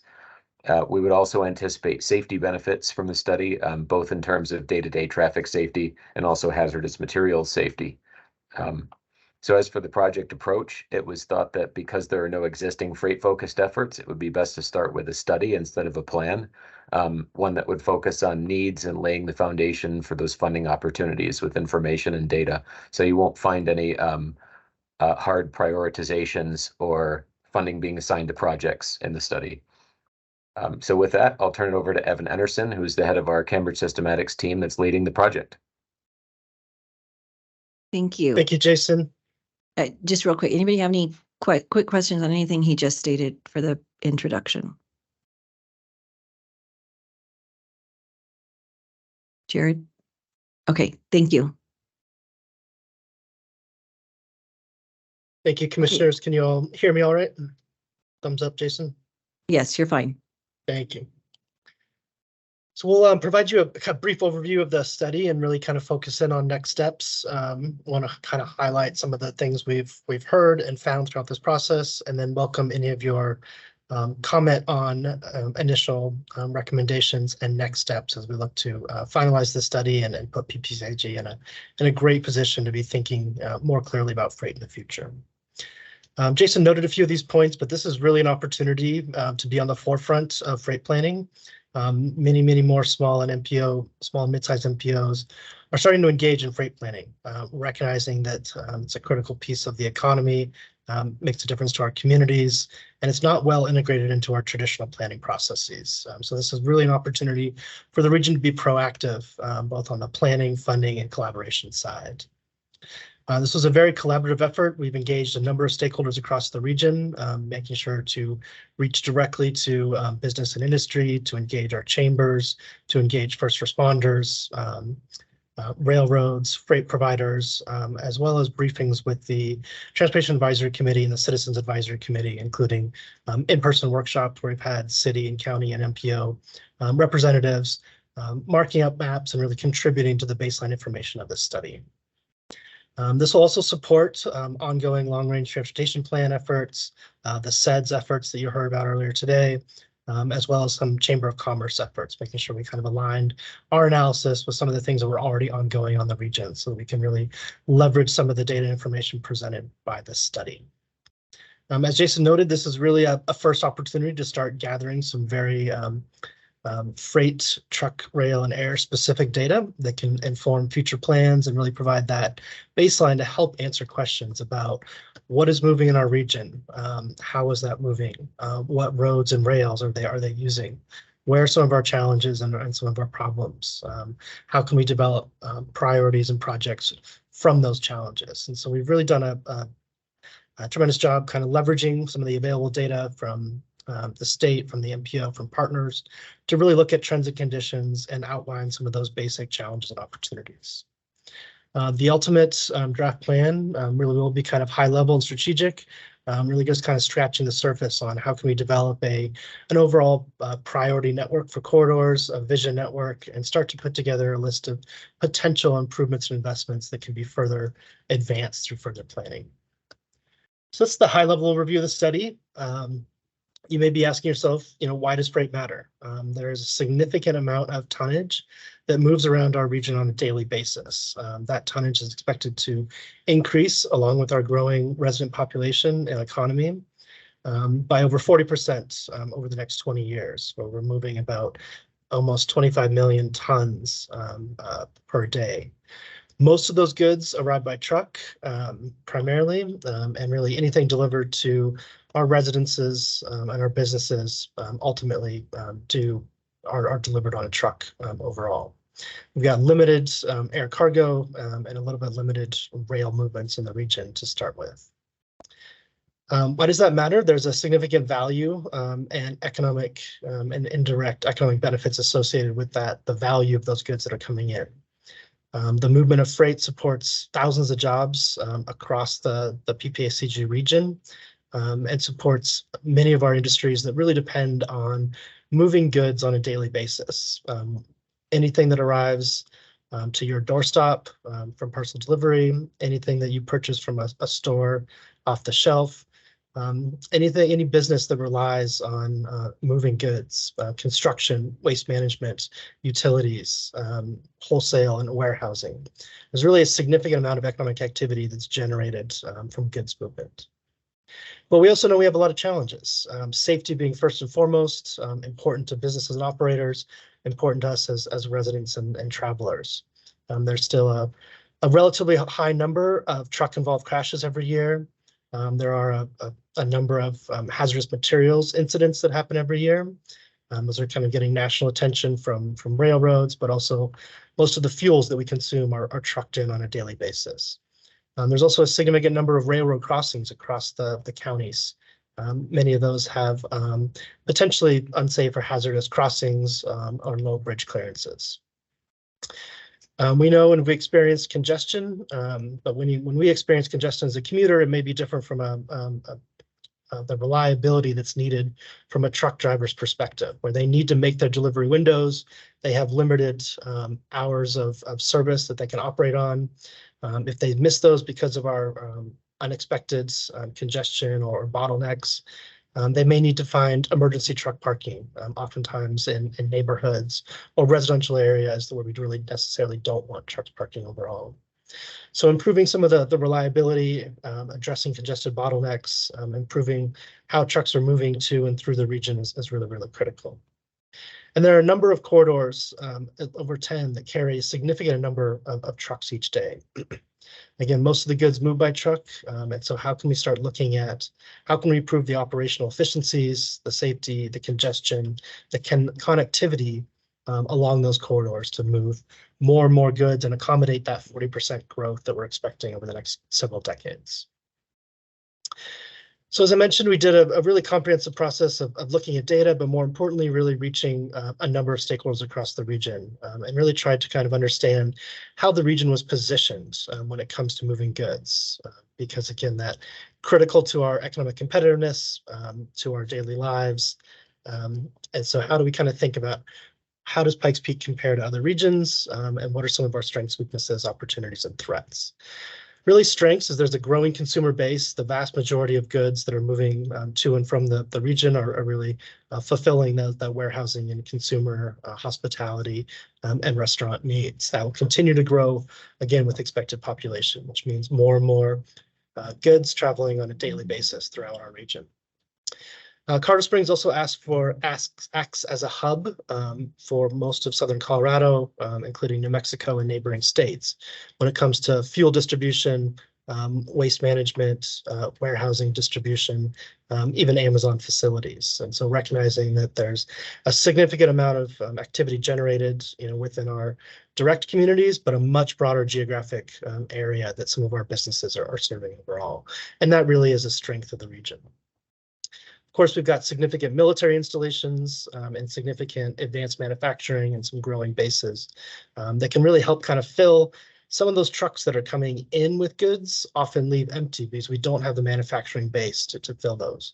That can pose a challenge for businesses operating in the region. And so really growing some of the key industry clusters that the chamber is promoting is going to be really critical to more efficient freight movement overall. Weaknesses, I think most of what we heard is, connections east and west, both to neighboring counties in Colorado, but connections to some of the future interstate corridors, ports to plains, direct connections to the ports in Texas, which many Colorado companies use to export overall. And of course, there's not a lot of redundancy. We all kind of depend on I-25 as that critical north-south connection. When that has closures, it really does impact businesses and deliveries. We also heard a lot about, increasing rail access, more rail-served industrial parks, making sure that we can compete for those companies that are looking for rail access and really develop the opportunities associated with pretty significant rail infrastructure within the region. Lots of opportunities. There's lots of growth already occurring in the Colorado Springs and El Paso County, and really kind of continuing to build out some of those industrial areas, warehousing, distribution networks, both to support consumers and the population, but that future economic and industry growth as well. The airport and the free trade zone do provide kind of future opportunities for moving more goods by air or really developing a free trade zone, which does exist on paper next to the airport, but isn't well utilized at the moment. And of course, one of the best things about this region is the collaboration, the partnerships, the opportunity to work together where you've got a lot of interested parties already collaborating to move forward very significant projects, such as the Southern Colorado Rail Park, a fantastic example of really great cooperation to advance a pretty significant economic development effort overall. Those threats are those things that are external to us, we can't really control, kind of thinking about, again, the north-south connections and I-25 does close for weather that does impact businesses and residents here. Not a whole lot we can do about that. When we think about Fort Carson, very significant military installations, to protect them from base realignment and closure, really making sure that they've got redundant access points to serve their deployment so that they're not affected by those north-south I-25 closures, and really kind of thinking about are there additional rail connectivity or additional highway connectivity that those installations need to kind of support future operations. Quick summary of kind of what we heard again from businesses and partners. We've also kind of come up with a quick list of overall recommendations that will be advanced for stakeholders to consider and to this commission to consider to move forward. As Jason noted, this is just kind of a study. It's scratching the surface. One next step would be to kind of do a plan, which really means what are the key questions we're asking ourselves and how do we answer those what are our next steps? That's certainly something to be taken. Another opportunity might be to kind of peel off and really tackle some very specific needs, such as safety, rail, and others. Of course, collaboration, opportunities to participate in some of the Fort Carson strategic planning efforts that are ongoing, continuing to engage the stakeholders that have shown a lot of significant interests in freight planning in the region. Keep that group together on an annual basis and have a little bit of a PPACG freight summit. There's a lot of funding out there at the federal government right now. Some of those are directly targeted to rail crossing safety and major economic development infrastructure projects. Southern Colorado Rail Park is already positioning for some of those grants. How can this study and kind of future efforts around freight look at how we can tap into those federal funds to address some of our barriers and constraints? There are also kind of state funding for freight specific projects. That's something that the initial recommendations from this study can continue to be advanced in coordination with CDOT and others to really make sure that we're aligning some of our key needs and key priorities with some of those state and federal funding sources. So again, a quick summary. The overall document does kind of walk through trends and conditions, needs, more depth on the SWOT, the recommendations, future corridors, and potential recommendations and improvements. And we certainly, I think, kind of provide that full draft to this board. We are continuing to engage regional businesses and really trying to gain some of that private sector insight on what their specific needs, infrastructure, operational, or policy challenges might be. We're looking to kind of vet some of the key findings and recommendations that I highlighted here with continued stakeholders. So we'll be holding an in-person workshop with the TAC next week to really kind of refine some of the things that we're putting forward, corridors, projects, and potential recommendations. We do plan on going out and providing a 30-day public comment period for the full draft, looking to solicit additional input and refine the overall draft document based on that. We'll certainly integrate board comments, revisions, things that we hear over the coming months, and then look to publish this study in the spring of 2024. So with that was kind of our again, quick summary of our really exciting freight study. It really has generated a lot of interest, opened up a lot of new connections, and really shown that freight is very, very important to the region overall. So this is really a great jumping off opportunity for PPACG and this board. So with that, I'm happy to entertain any comments or questions. Okay, remind everybody it is 10:49. I have a clock in the room now. Thank you, Jared. A nice big one I can actually see. Okay, go ahead. Yeah, Madam Chair, Roland Gardena, Town Callahan. Okay, on page 179 of your report, you have 5.2, the potential future freight projects. I'd like to add one thing to that list. The US 24 East Corridor coming out of Colorado Springs heading to Lyman should be actually also placed on there because in the past 10 years, which I've been personally involved with out here, it's really been a lot of more freight going across 24, and it's also making issues with the highway and resurfacing of the highway and the safety problems with people trying to get around them.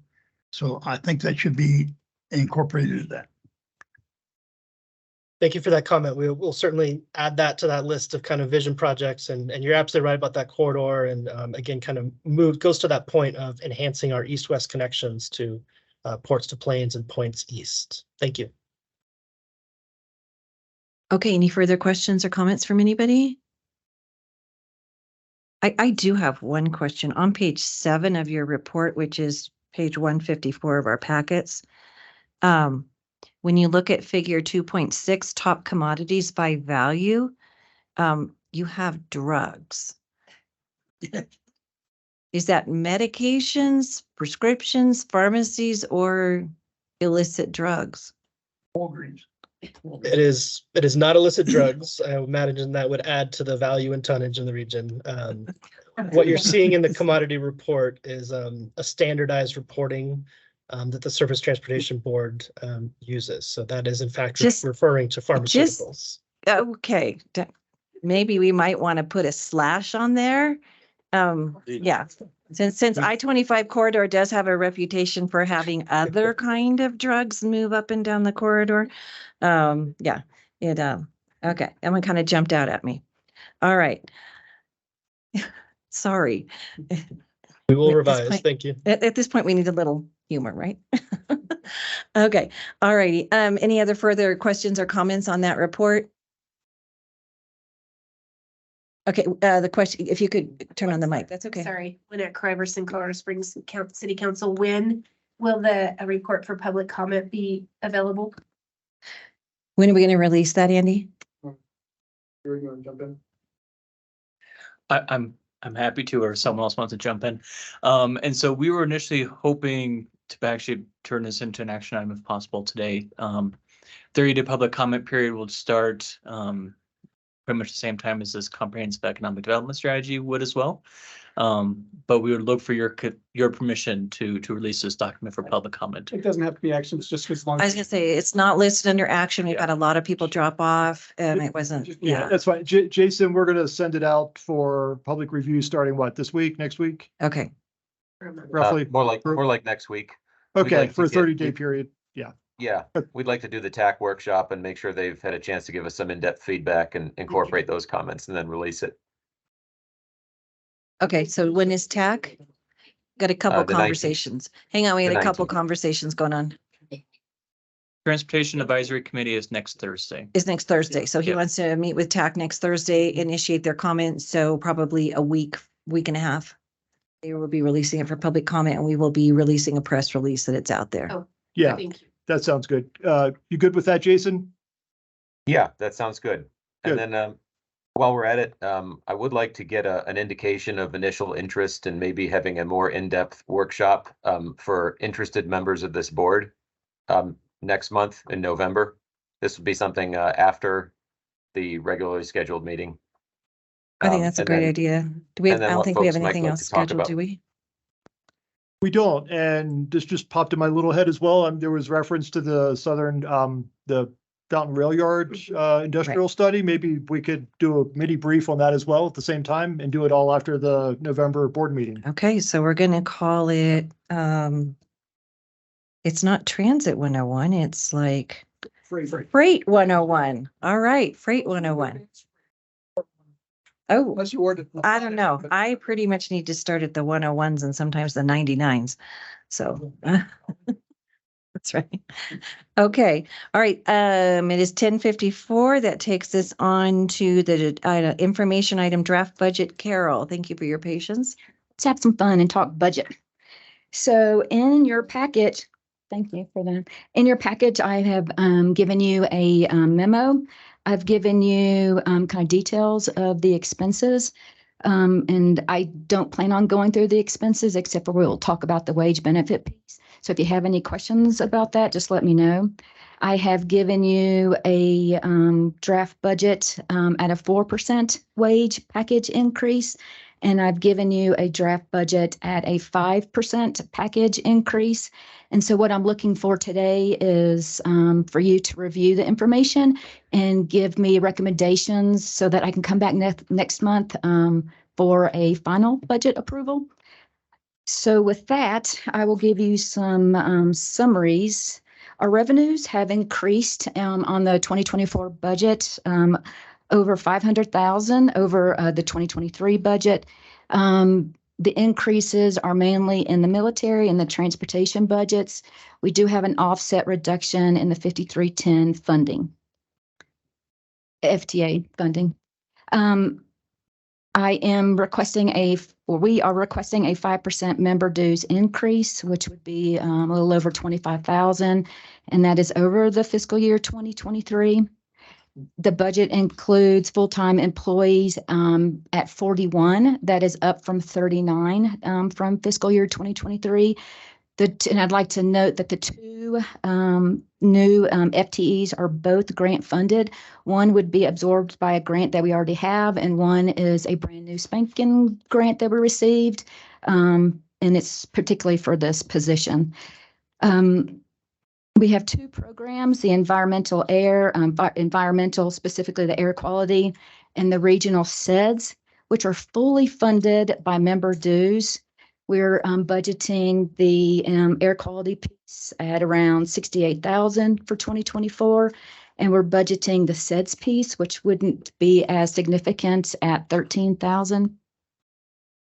I want to talk a little bit about the wage package increase at 4%. That increases our wage package expense to 4.56 million, which is 388,000 over last year. And again, it's such a large increase because we are increasing our FTEs by 2 people. That is 33% of our budget, which over the years have been decreasing, has been as high as 39%. And so we're getting down to 33. At the 5% increase, the wage expense is 4.6 million, which is an increase over the of 427,000. Again, it seems kind of large because we are increasing by 2 FTEs. We did reach out to this organization looking for feedback a couple of months ago. We reached out to the city, we reached out to the county. The county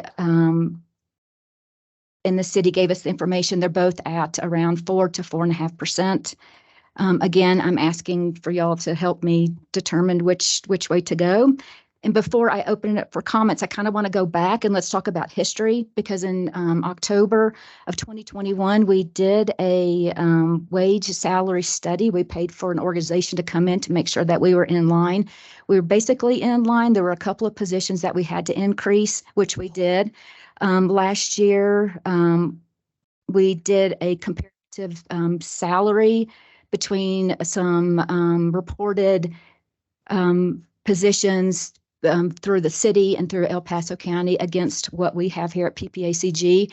The mid-ranges were all at mid-range, or we were below the mid-range of the city and county. So starting last year, I feel like we were in line with comparative wages across the border. So this year we looked up the CPI, and the Denver CPI was up 4.7% from last year. And so here we are. And so I put together a 4% and a 5% budget increase, and just looking for some guidance on which way to go. Yeah, I think the frustration is most of us are in the middle of our budget. We won't even be discussing it for another 2 weeks. You know, any potential raises, you know, we always prepare our budget flat, and then the council has the discussion, and we're not there yet. Mm-hmm. So it's going to be another couple of weeks. So that makes it a little difficult. I don't know about the rest of the cities, but Andy, just real quick, your salary, is it part of this package, or is your salary separate from this package and your wage increase? Are you tied to everybody? I can't remember if you're separate or not. We're all in the same pool. Okay. Yeah. Okay. Yep. And then one thing I'll mention too, this just popped in my head, just for clarification, especially for newer members, all of our pay increases that are part of that salary pool, that gets approved in the budget, it's all part of a merit increase. There's no cost of living plus merit. It's all merit based, and we tie it in with our evaluation process at the end of each calendar year. Okay. And Social Security, I believe the increase this year was 3 something. Anybody have that off the top of their head? We were just discussing it. And I think it's 3 something this year is the Social Security, estimated cost of living adjustment. So I think it was 3.8. Okay, I was thinking 3.8. I was thinking 3.7 something. Okay. So roughly 3.5. Does that work? Okay. So that's just a thought to throw out there. So you're looking for direction from everybody here in the room, not a motion, just direction on whether we are leaning towards a 4, 5, or another number. Correct. Is that correct? That Okay. is correct. Yeah. All right. So go ahead. Thank you, Madam Chair. Dick Elsner, Park County. What she said, we have no idea what we're going to give our employees. I just asked my county manager if we've even gotten from DOLA what we can increase our budget. El Paso County has not debruced. We haven't debruced. So we're in the position of, we may only get, well, it's whatever DOLA says. And it's been bouncing around quite a lot. When I saw the Social Security one, I thought, well, that's awfully low compared to what everybody talks about. And then the coming in this morning, the producer price index was going to be around 2.7 to 2.9. Consumer price index was maybe 3.2 to 3.7. We don't know yet. So I always, when I talk budget, we do this with our DA. I always sit there and say, you know, we can't give you a percentage increase or approve it that's more than what we give our own employees. So I think in 2 to 3 weeks, we probably be able to give you some real good guidance. But right now, it is really difficult for us to say, gee, 4 is good, 5 is good, because we may be stuck with 3. If I could, Madam Chair, we can float on it. We're just looking for some preliminary feedback today. If you had ironclad, clear direction, that would be super. But I realize that everybody's kind of in a murky period right now with budget planning. But we can bring it back. We'll have it on the workshop agenda in November. The regular board meeting is November 8th or 9th. I forget the exact date. So that's when we were aiming for adoption. But we could also work up additional scenarios if you want us to. That's not a problem at all. And then try to get some direction in the workshop in November and then approval in November. But even if it did, hate to hesitate this, Carol might kick me, but if it slid to November for final adoption, we've done that before. Try not to, but I mean, that would work too. Okay. We have a hand online. We have 2 hands raised online. We can start first with Councilmember Donaldson. Okay, go ahead, council member. Yeah, thanks, Madam Chair. As far as Colorado Springs, the only folks getting 4% will be sworn police and fire. And then I actually have forgotten what others will get, but I don't see any way I could go with 5%. It'll be 4% or less. Okay, thank you. Next up, we have Commissioner Vanderworth. Go ahead, Yes, Commissioner. Yes, thank you. And while we were just briefed this last week as far as the proposed county budget, the pay adjustment countywide that's being proposed by the staff to the Board of County Commissioners, and of course we have to vote on it to approve it, so it could be adjusted. But what is proposed right now is 4.5% countywide. And then we had one more hand go up, Commissioner Stone. Commissioner Stone. Yeah, thank you, Madam Chair. Just as a point of information, we're publishing our budget this week, obviously not passed yet, but for Teller County, and of course, we're always playing catch up in the free labor market that is the Pikes Peak region, and we're looking at about a 5.2% bump. Okay, thank you. I just want to remind everybody, we do want to, I understand the logic of we don't want to give more than we give to ours, but we are a whole separate entity on our out, and we do deal with a lot of specialists within PPACG that are difficult sometimes to hire, and we have empty positions sometimes for a very long time because our salaries can't be competitive, just like with our cities are. You know, we've been looking for engineers and planners for probably a year now. And so that just makes it really, really difficult. I know our budget personally is really, really kind of dependent on what happens with HH. I mean, we have our budget prepared, trying to cut our mill levy by 2 mills, but it's going to be provisional and not turned in, certified to the state until we find out what happens with that ballot measure. I mean, that's the discussion we're having. So, Commissioner Elsner. Thank you, Madam Chair. One thing looking at the change in dues at 5%, do you have historic that you might be able to bring up as part of the discussion later? Because as I recall, there were a couple of years where what we gave you was less than consumer price index and it was a little lower. So I mean, that's the type of thing, hey, you've been good. Okay, now we got to pay you. So I think that information, because, I'm trying to think back, and I think there were a couple of times you said, well, we managed to keep it below, what would the consumer price. And I was just looking, Colorado Legislative Council is saying it's around 4.9% right now. Colorado Office of State Planning and Budget has it at 5%. So, those of us that haven't debruced, maybe that's what we're looking at. And I think we had part of a discussion of potentially kind of making a more steady increase in dues rather than saying, oh, we went 5 years and didn't increase it. Here's a big jump. Maybe just potentially increasing it a little bit, every year so that we kind of know what the increase is going to be, 1%, 2%, 3%, whatever. So we're not sitting here every year trying to say we haven't done our budgets yet. We can just say, okay, it's going to probably go up by. So I think that was discussed at one point. Yeah. That's what our plan is. Last increase was 2 years ago, so maybe we get back into doing an annual adjustment based on CPI, something like that, which I think would make sense. And sorry, yeah, and going back and tracking the history of pay increases, we can certainly do that. So you said the last increase in dues was 2 years ago? Yes, that was a 10% increase, and that was one that prior one before that was So about 20, it would have been the 2022 budget year. Yeah, the one Yeah. before that was a good 5 or 6 years prior to Mhm. that. Well, and that's what I was saying. Yeah. That type of information, Yeah. I think helps a lot. Mhm. Because when you say, well, we want 5%, I can say, well, we only got 4%. And you say, yeah, but last year we didn't get a penny. That is good information because that makes it a lot easier for me to say, 5% is a very reasonable amount when last year it did not go up. So, Fair, that's easy. because Easy information. it's like, how do I sell it? Yeah. That's how I sell it. Well, it didn't go up last year. So this is why we're doing this. Okay, yep, definitely can do that. Go ahead, Jared. We do have 2 hands raised. We have Councilmember Donaldson again and Councilmember Avila. Okay, go ahead, Councilmember Donaldson.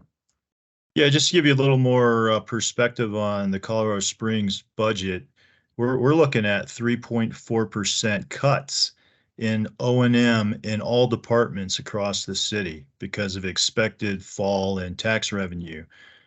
So, as the city that provides 225,000 out of the 251,000 portion of the member dues, the biggest fish is not doing so well this year. So I'll have more detail when we talk about this again, but I think it's just important to be aware of that.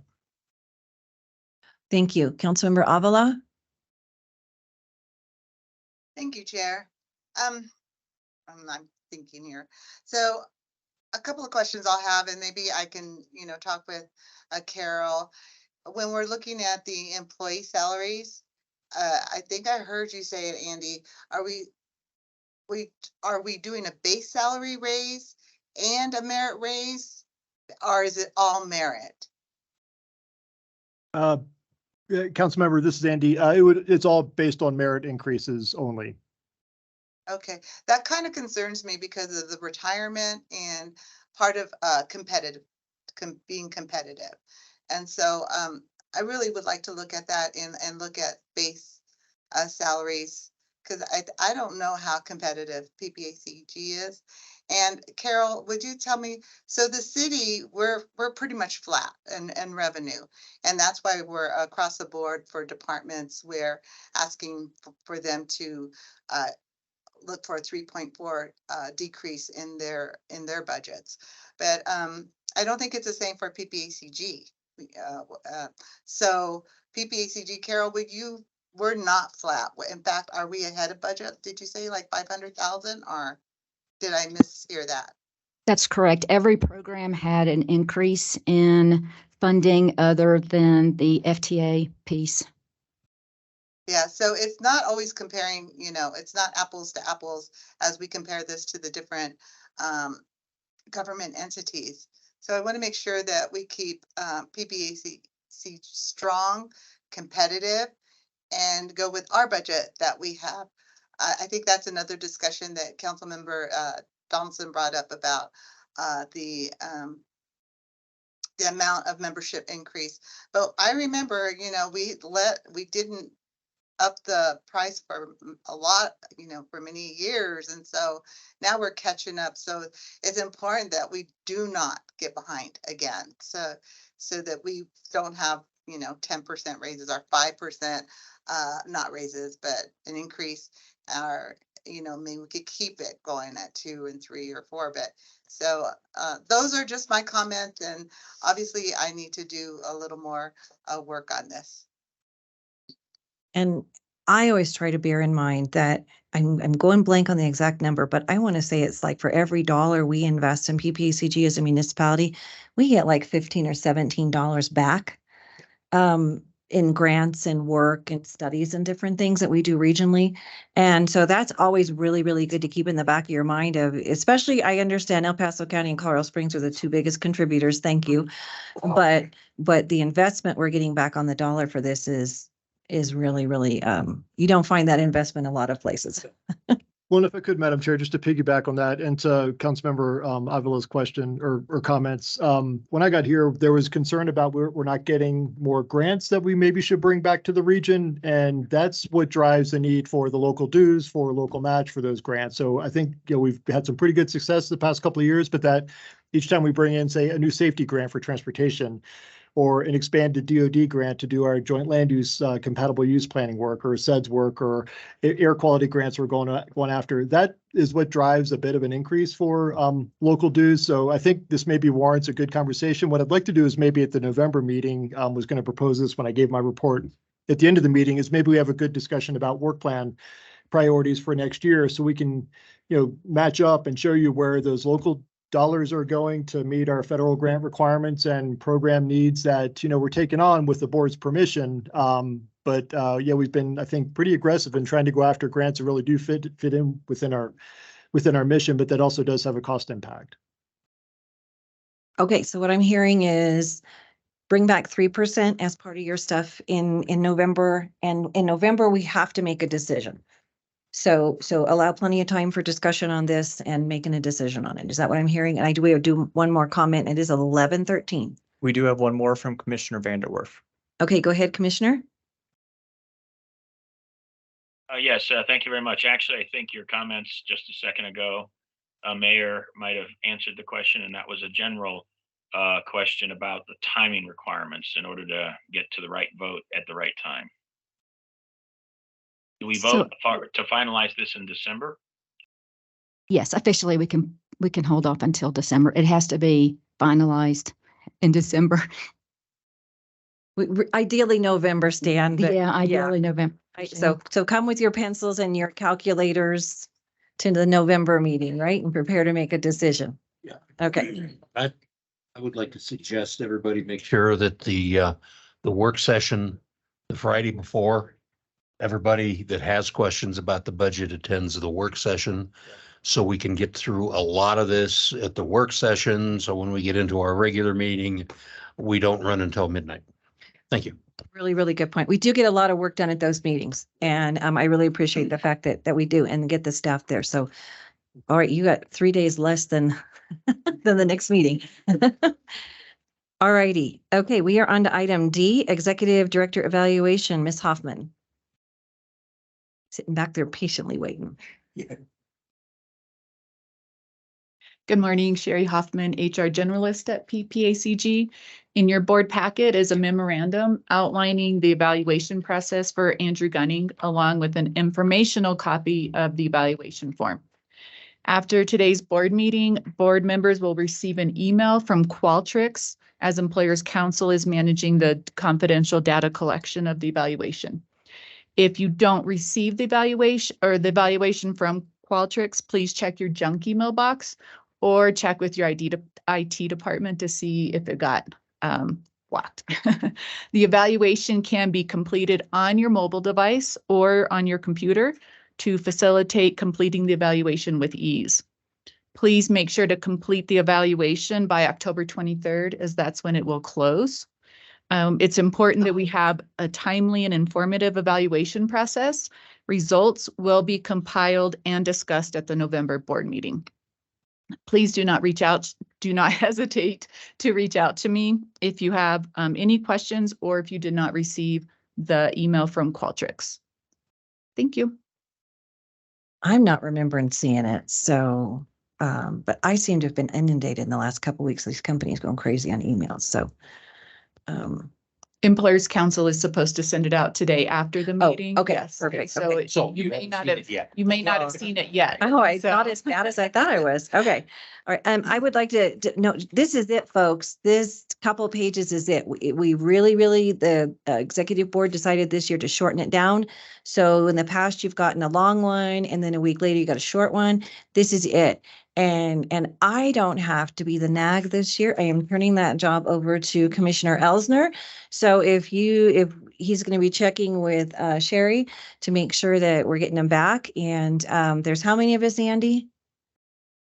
20. There's 20 of us that can participate on this. It seems like more than 20 voting members, but you may send it out to a whole bunch. I'd stay out of that. Okay. I would have to double check the list. Okay. 'Cause, it was composed by. Well, Barb it's before she pretty left, so sad I'll when we double- have like double 7 check it. people returning it. So, So if you haven't been around very long, you haven't been on the board very long, there's got to be at least 2 or 3 of these answers you can question. It's like on your ballot. If you don't understand it, you don't have to vote on it. But we really would like you to return it with at least something on it because it really helps us. And the faster, just see it and get it done.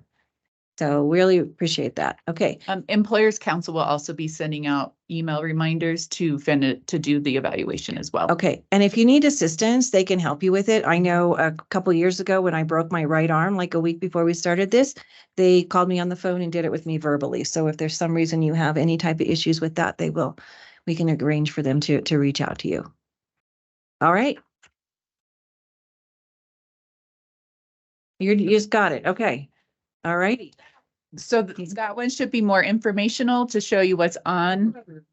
I mean, you may return it to me, but it would be better if you took it through Employers Council, since they're Yeah. compiling all the results.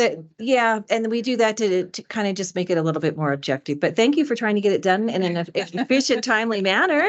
And it is confidential when you do it online as well. Yeah, there you go. All right. Okay, that takes us down to other reports and minutes. And I know, is Holly online for Stack? We have CDOT, We have CDOT. Okay. and he's sitting back and forth. I'm trying to skim back through it really quick. And Holly, Commissioner Williams is online. Okay. Yeah, the only, because you're down here and that's the only update. Everything else was. Okay. So we'll do CDOT and then we'll do Stack. And I want to remind everybody it is 11:18.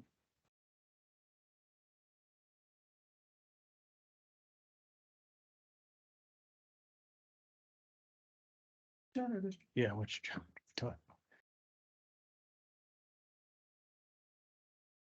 I know we're running a little behind. So basically, I mean, a lot of our projects are wrapping up. The 24 through Woodland Park is on the final kind of paving stages. The excitement is actually up here in Park County. Those coming up here would have passed by the R2B2 Region 2 Bridge Bundle project that's got a little work just east of Hartselle. Obviously here in town, 9 and 285.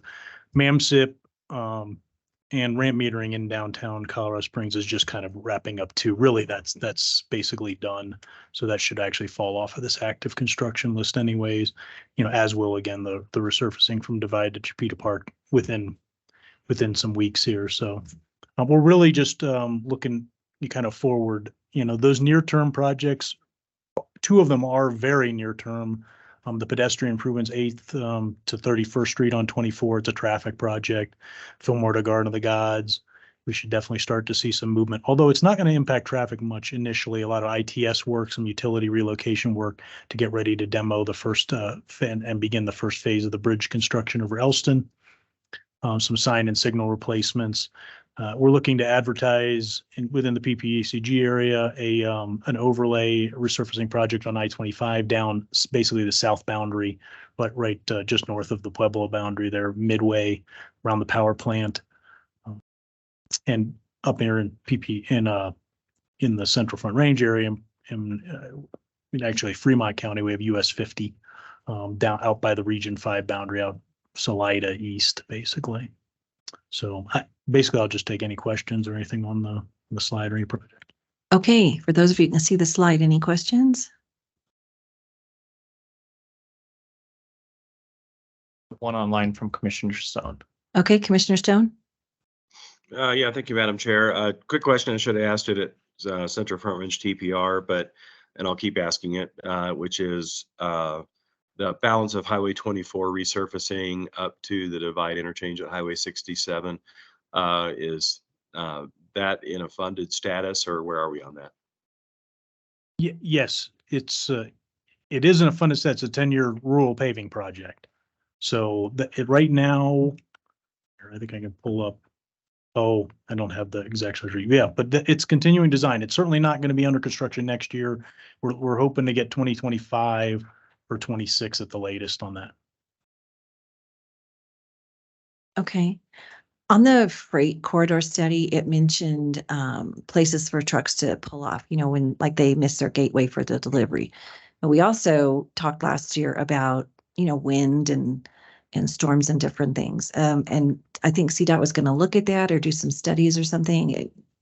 I'm unaware. I think if there is anything coming out of that, there's not any formal that I'm aware of that's looking for.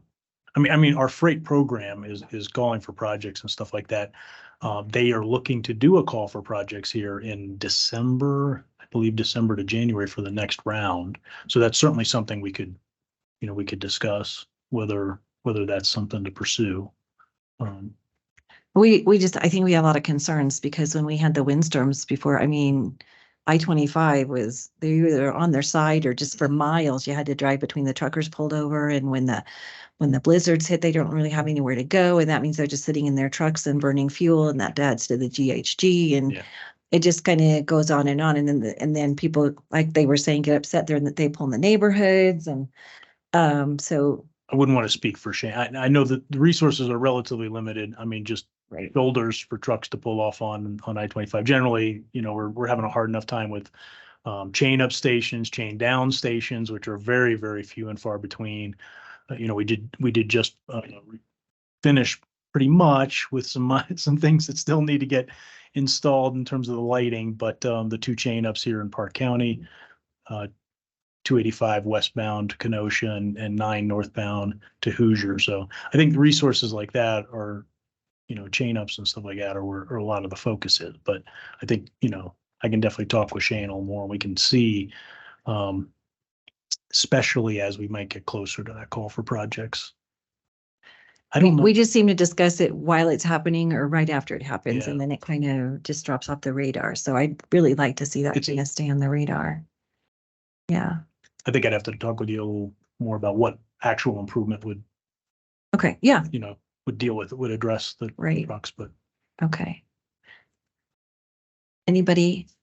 Oh, I'm sorry. Oh, thank you, Madam Chair. US 24G from Falcon to Peyton, the resurfacing. Yeah, the resurfacing project. So right now, I mean, that is on the list to advertise this fall, but it is among the resurfacing projects. It's going to be very difficult given the cost situation that we're at. So we're going to be advertising among those 2 projects I just discussed. The Pueblo South program has 2 projects on I-25 that are high priority projects that are you know, have FHWA attention in those segments of I-25. We're going to have to see. So Highway 115. So on this list, you get the Highway 115 Nelson to Cheyenne and US 24G resurfacing east of Falcon to east of Peyton. Those are 2 that we're just going to have to see as funding as the funding picture develop and see if we can get good bids on the first round of projects that we're advertising.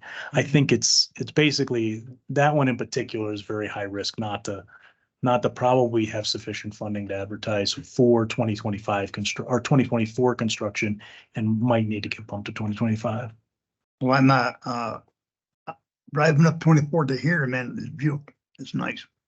But you drive, man, from Falcon, man, to Callahan, you rattle your teeth. So the prioritization, man, part, man, is there's an increase on freight, there's an increase on safety. The higher we can get on the list, the better, happier I'd be. Yeah, no, I understand, but I mean, it's smooth because some very bad portions have been resurfaced this past year. And, you know, I would say that there's definitely some areas of 24, once you get Divide and West, that, you know, they're actually holding up surprisingly well, but they are. Well, they're a lot smoother than we have out there, so. Yeah. Look, there's lots of priorities, and Yeah, we're doing the best we can. We're really trying to advertise these projects. The 4 that we have on the plate here in the next 2 months, get them way ahead of the advertising, early in the advertising season, so we can make those evaluations. I do have a plan, and I can just tell you personally, I have a plan and have gotten approved to even use 26 funds. So not just 24, 25, but even a very substantial portion of 26 funds from the CDOT headquarters in order to get as many projects as we can advertise in 2024. But there's a limit on just total resources. And obviously we just can't do it if the industry is tapped out and we're seeing higher bids, we certainly can't, Okay, can't move forward with and that. my other question is, the ADA ramp projects for Colorado Springs, can we have them out like in Falcon and Calhan area? Can we be part of that ADA ramp project? I could probably talk with you aside. I know that Wayne Pittman, our manager of that program, has a set aside that I thought he was working on a local agency project, particularly with Calhan for ramps. He may So, have, but I'm not aware of it right now. yeah, so. I don't have specifics right now. I probably don't need to take time right now, but I can definitely get with you on that. That'd be great. Thank you. Mayor Pro Tem, Able to apply for CDBG? We county possibly. we do a lot of our ADA ramps in Fountain and a lot of other communities through CDBG grants. He's going to ask me what it stands for. Community Development Block. Thank you. The county administrator. Uh-huh. Yeah. And that's an application Not part of the process. process. But tell me where I want it. We'll talk afterwards. for sure. Okay. Yeah. All right. We had 2 people online. Okay. You know what? I'm gonna supersede the people online because I think Hannah's got everything packed up, needing to leave. And since she is our new commissioner here, I'd like to give her a minute to just. Thank you, Chair. I appreciate it. Yeah, so thank you. This is my second PPACG meeting since I was appointed to the Transportation Commission, and it's been drinking from a fire hose a little bit. We have been, we got a great orientation from CDOT teams this last month.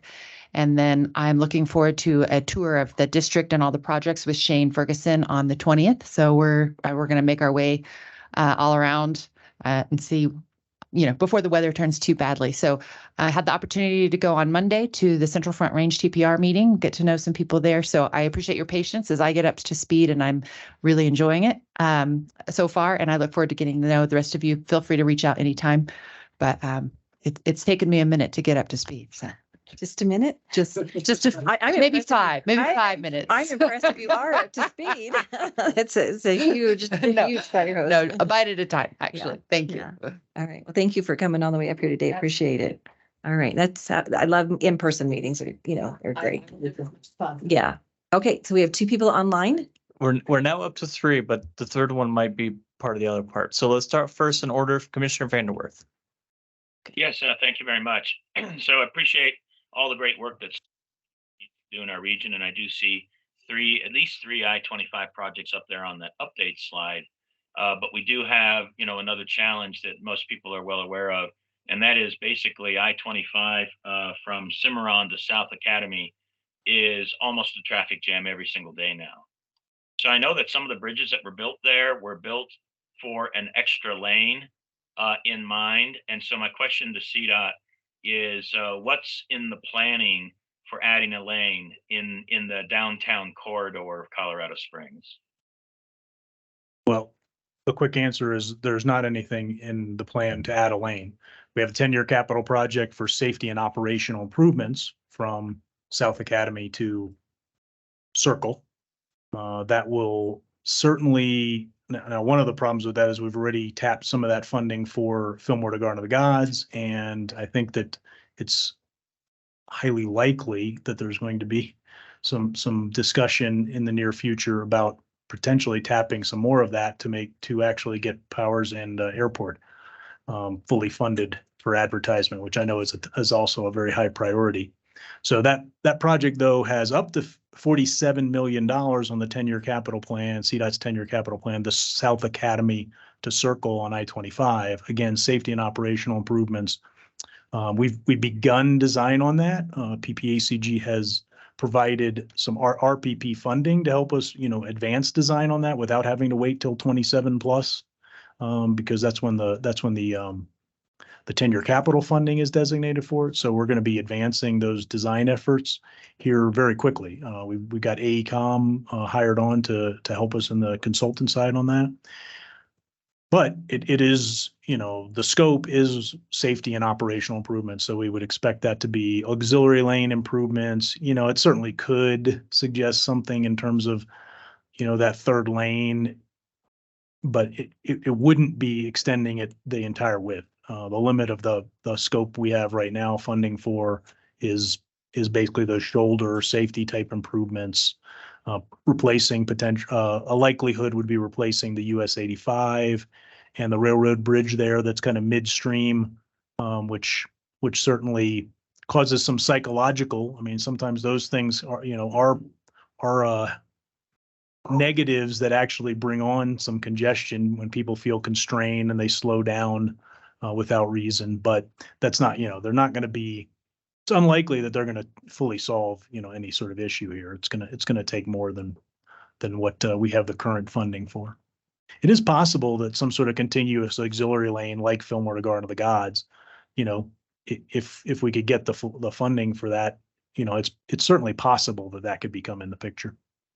Well, thanks. And not to belabor it any further because, we only have limited time here today, but I think this is going to be an increasing discussion. I know Powers, when it gets turned into limited access, will kind of act as a semicircle. It'll take some pressure off of I-25, but this is just going to get worse over time. So we've got basically traffic jams almost every day now. 10 years from now, it'll be a dead standstill every day in the afternoon. Okay, thank you. Who else is online? Next up, Mayor LaKind. Mayor LaKind. Hi. First, I'd like to, if I haven't brought it up before, I'd like to congratulate CDOT for finally getting the pilot to succumb to the request to build the roundabout at Terrazzo and Baptist. Looking forward to that construction beginning in the spring to alleviate the traffic congestion that's building up there as things get built out. Second thing is, and I don't see Mayor Havener on, but was just wanting to know if CDOT was aware of large potholes forming at 105, right where the speed limit goes from 50 to 35 as you're entering Palmer Lake.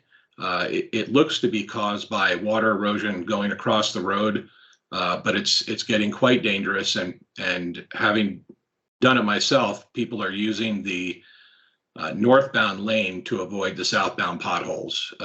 They're getting quite big and treacherous. Yeah, we're definitely aware. Shane's not on the call here, but he's spoken with me about it. Now, obviously, we don't have anything in any of our engineering, capital projects right now to fund it. I think that he and I are going to be talking actually this afternoon. I mean, the biggest part of the conversation will be about Powers and airport funding and about the 67 improvements on the north side of Woodland Park. Those are going to be the first two sources, but the last, I think, thing on the agenda will be seeing if we can make a recommendation in terms of utilizing some RPP or some other funding to potentially help to do an actual fix on that. We've got a culvert issue there.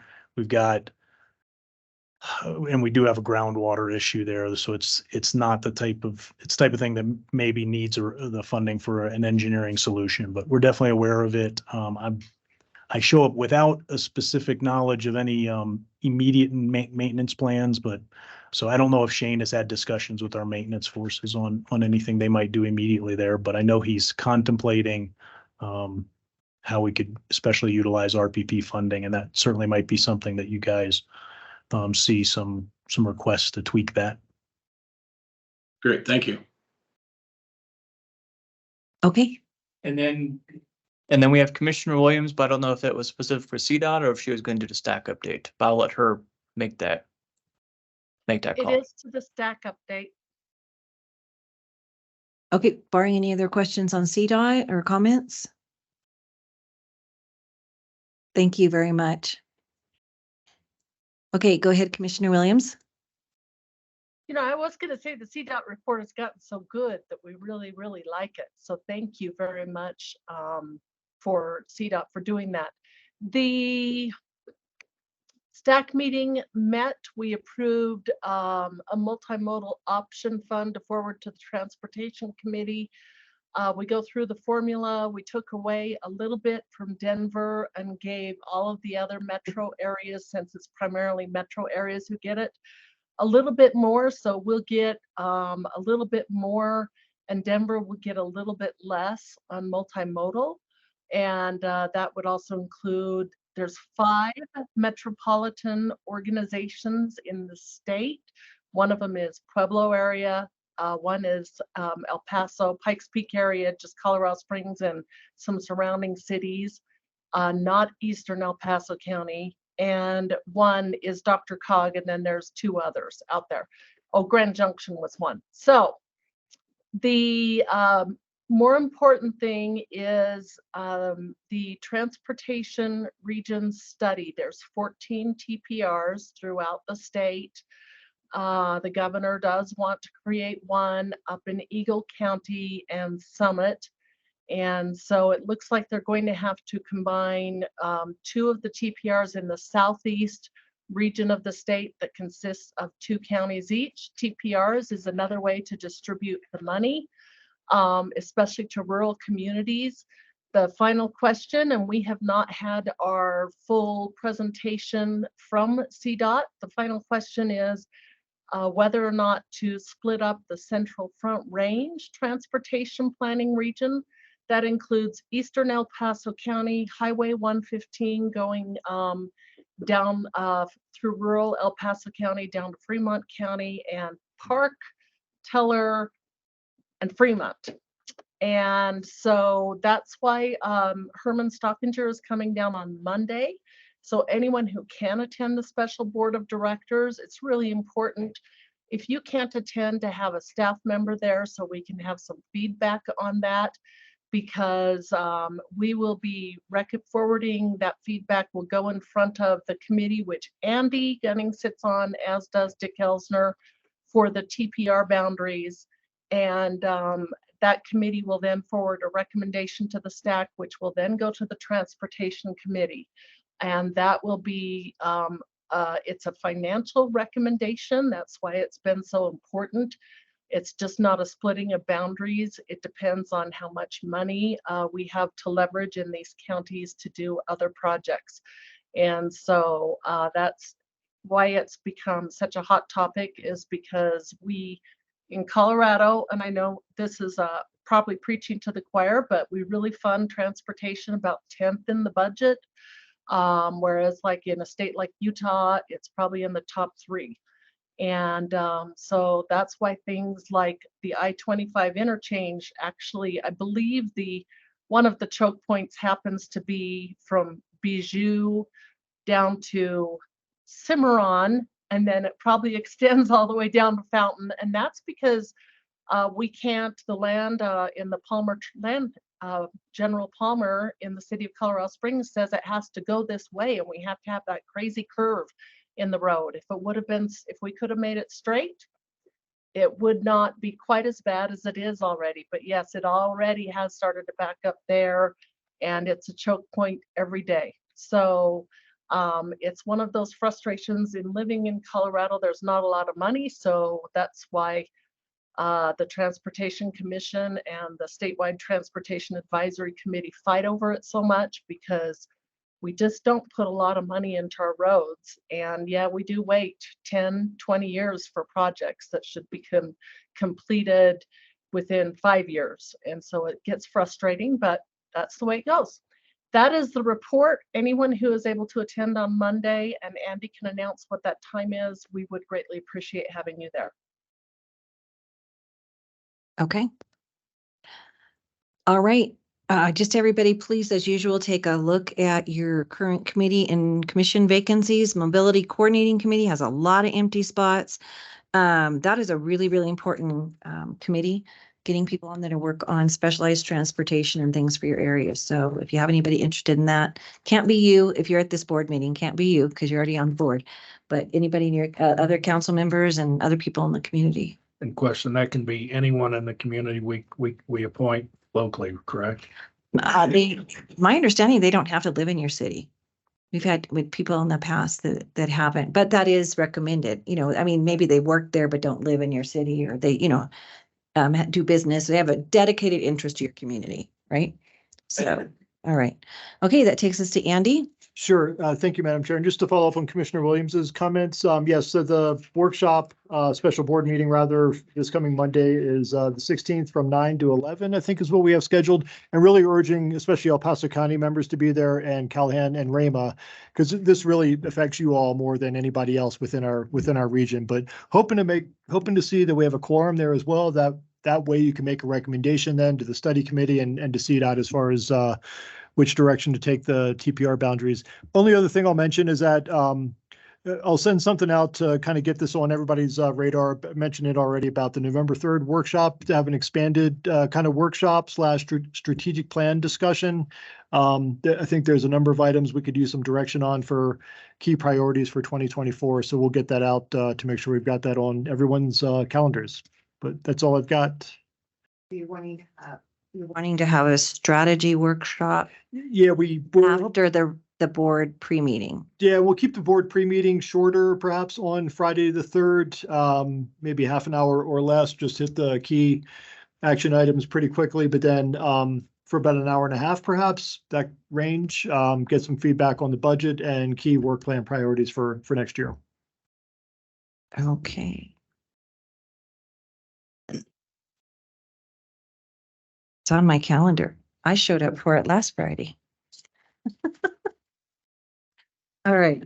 Alrighty. I guess that's it, unless anybody has any member entity announcements. Oh, I am so sorry. And it's so late. You know what? If everybody who's at the meeting wants to go ahead and get their lunch, is that okay with you guys if we eat in here? It's your room. Doesn't matter to me. Okay. All right. Yeah, so because I didn't have a very good breakfast this morning. So everybody feel free to go get your lunch while they are getting started on that, and we'll just. Mayor Thompson, Commissioner Stone had his hand raised. Don't know if there's Well, I'm something sorry, you don't quickly. have a lunch for you, Commissioner Stone. Okay, go ahead. Thank you. If we're on the area announcements segment, I do miss the lunch. Fair play always comes through, so appreciate it. Just a little message out to Commissioner Vanderwerf and others is go Pokes this weekend. So Yeah.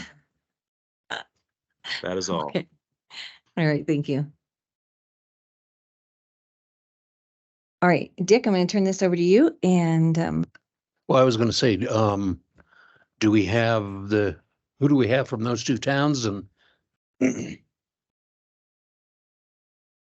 can we let them in? Yes. Two AAA service providers we contract with, Park County Senior Coalition and also Mount Evans. I think they're online.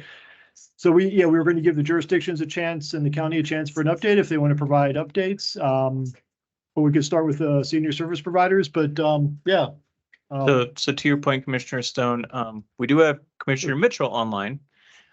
If you two wanted to take to Park County one, but I'm not seeing anyone, any staff from any of the other jurisdictions. Okay, so we don't have Almond Fairplay. I'll talk a little bit about both of them.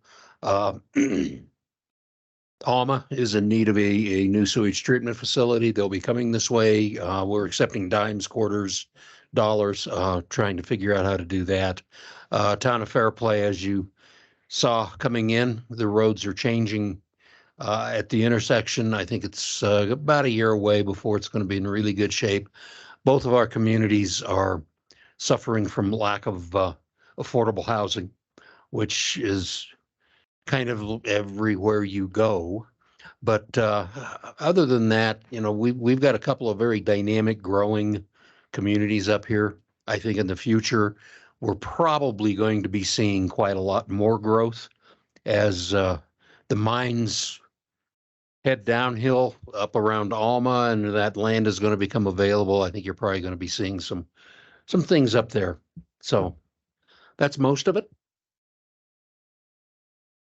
And Park County is doing really well. It's supposed to snow tonight, so we're hoping it does. Okay. I see Commissioner Stone with his hand raised again. And I want to recognize we've been joined by Commissioner Amy Mitchell. Mitchell, thank you. Yeah, so I just heard my name and I figured it's kind of crazy to zoom in from my office down the hall. So I figured I'd come in and at least look at you guys in the eye while we're talking. So I think Dick gave an update on some of the housing stuff that we're working on. Yep. And just saying that I'm enjoying sitting on the the Commission for Aging. I'm the vice chair for that. We're really working hard to get our mission solidified and start boots on the ground work on how we can make some meaningful difference. So focusing on helping seniors age in place and be able to stay here where they've retired to their dream is a big goal. And so we're just we're doing well in Park County. And if it snows, our moisture, we're getting moisture, and being the headwaters of South Platte, it's a good thing. So anyway, thank you for letting me address.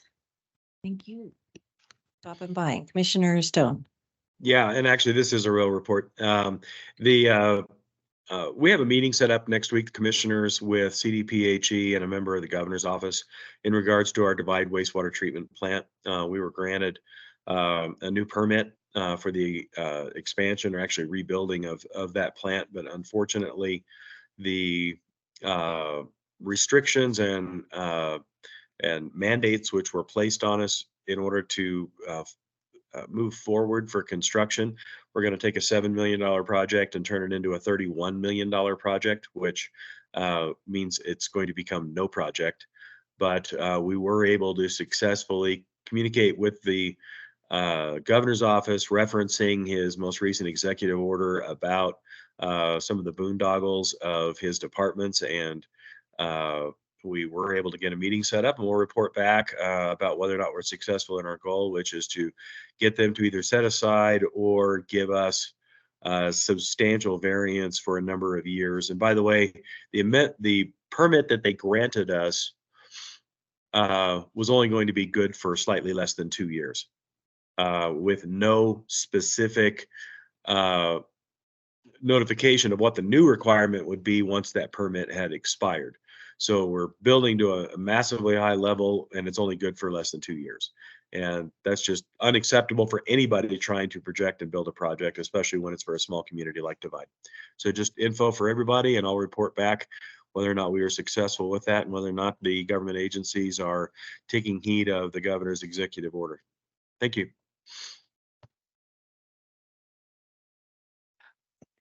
The chair's mouth is full of her lunch, so I'm going to take over. I think Bill Bowles, who is a longtime Park County resident, member of the Senior Coalition, does so many things working with PPACG. He is at the thing, and I'm hoping he pushes the thing, because I think Bill wants to talk about, I'm guessing, the Senior Coalition. Well, there's a couple of things. We had a meeting yesterday in conjunction with the group from the northeast corner, trying to coordinate getting funding. And we have 5 candidates for a director, and we're hoping to get one shortly. So that's about it, but we're active. Yeah, well, yeah, we the Senior Coalition went through a little bit of hard times a few years ago, and we got a new director then, which unfortunately got moved to another position in the county, which I just was really upset about, because she did a great job. But the Senior Coalition up here has really stepped up, and they're doing a lot of great work. I'm pleased to hear they're working with the Bailey side, the Senior Coalition of Senior Alliance of Platte Canyon, because we share a lot of things. Thank you, Commissioner Elsner. That's a fantastic segue, because we do have online both Penny Everest, who is her regular role with the Park County Senior Coalition is as the program manager, and she's been serving as the interim executive director right now. So the partnerships that are going on, and the communication and the collaborative efforts that are going on with the other other organizations within the county are really exciting. In fact, we held the recent Regional Advisory Council meeting at the Fire District Building in Bailey, and several organizations, including Park County Senior Coalition and the Seniors Alliance of Plant Canyon, were able to come and share more about what they're doing in their collaborative efforts to serve seniors in Park County. So just really exciting to see those efforts. Before I introduce Penny, though, to share, I do want to introduce Betsy Hayes, who is the Director of Resource Development for Mount Evans Home Care and Hospice. She has to scoot here in a minute for a meeting. So I've asked her to go ahead and share just a couple minutes about who they are and what they do. As you know, Park County Senior Coalition for a long time has been the only service provider within Park County that we had. And the folks at Mount Evans Home Care and Hospice had been working with Dr. Cog with foot care clinics up to the edge along the 285 corridor, up to the edge of Park County. And a couple years ago applied for funding under our current 2-year contract, and have been able to provide services now through the 285 corridor down into the Bailey area. And so, Betsy, I'm going to turn it over to you just a couple of minutes because I know you've got to leave too. So please feel free to jump in. Oh gosh, thank you. Can you guys hear me okay? Yes, you're just fine. Okay, perfect. Thank you so much, and thanks for having me today. Just on behalf of Mount Evans Home Health Care and Hospice, I want to just say thank you to the organization for your grant support. We are using that money to support the foot clinics that we are holding in Bailey every other month. We have about 10 to 15 people that come, seniors, and it's a free clinic, and our clinicians, because we do all of the home health, in-home health care, up and down 285 corridor, all the way out to Shawnee, and then Conifer to Evergreen, and then on I-70 corridor as well. But our nurses, therapists, social workers, whoever's available goes and works at those foot clinics to get really an eyes on these rural seniors who live far away from the doctor, live far away from the hospital, and a lot of times just getting foot care and having a professional just seeing something in the feet can catch a disease that might be coming on, or health problems, before the people even realize it. So that's the intent of holding these foot clinics, is to just try to help these rural folks, you know, stay on top of their health care or make them aware. So, you know, the dollars that we get from Pikes Peak really help us do that. And we've noticed that, you know, we've been partnering together for over a year now, and our attendance at these foot clinics has continuously climbed. Now it's not Denver, it's not exploding. You know, we started out with about 5 or 7, we're up to almost 15 each time. And, you know, the word is getting out. Sometimes we've got repeat customers, sometimes we have new people, they bring their friends. So we're just really honored to do that, because you never know when someone's going to have a healthcare emergency, and our people really want to make sure that, you know, they're not only seeing clients for hospice and home health and physical therapy, you know, in the Bailey area, but they are making sure to take care of people that perhaps might become a patient down the road, and make sure they know that Mount Evans exists. So that's my update. Does anyone have any questions? I would just like to comment that as someone who was a caregiver, I could not cut my mom's toenails.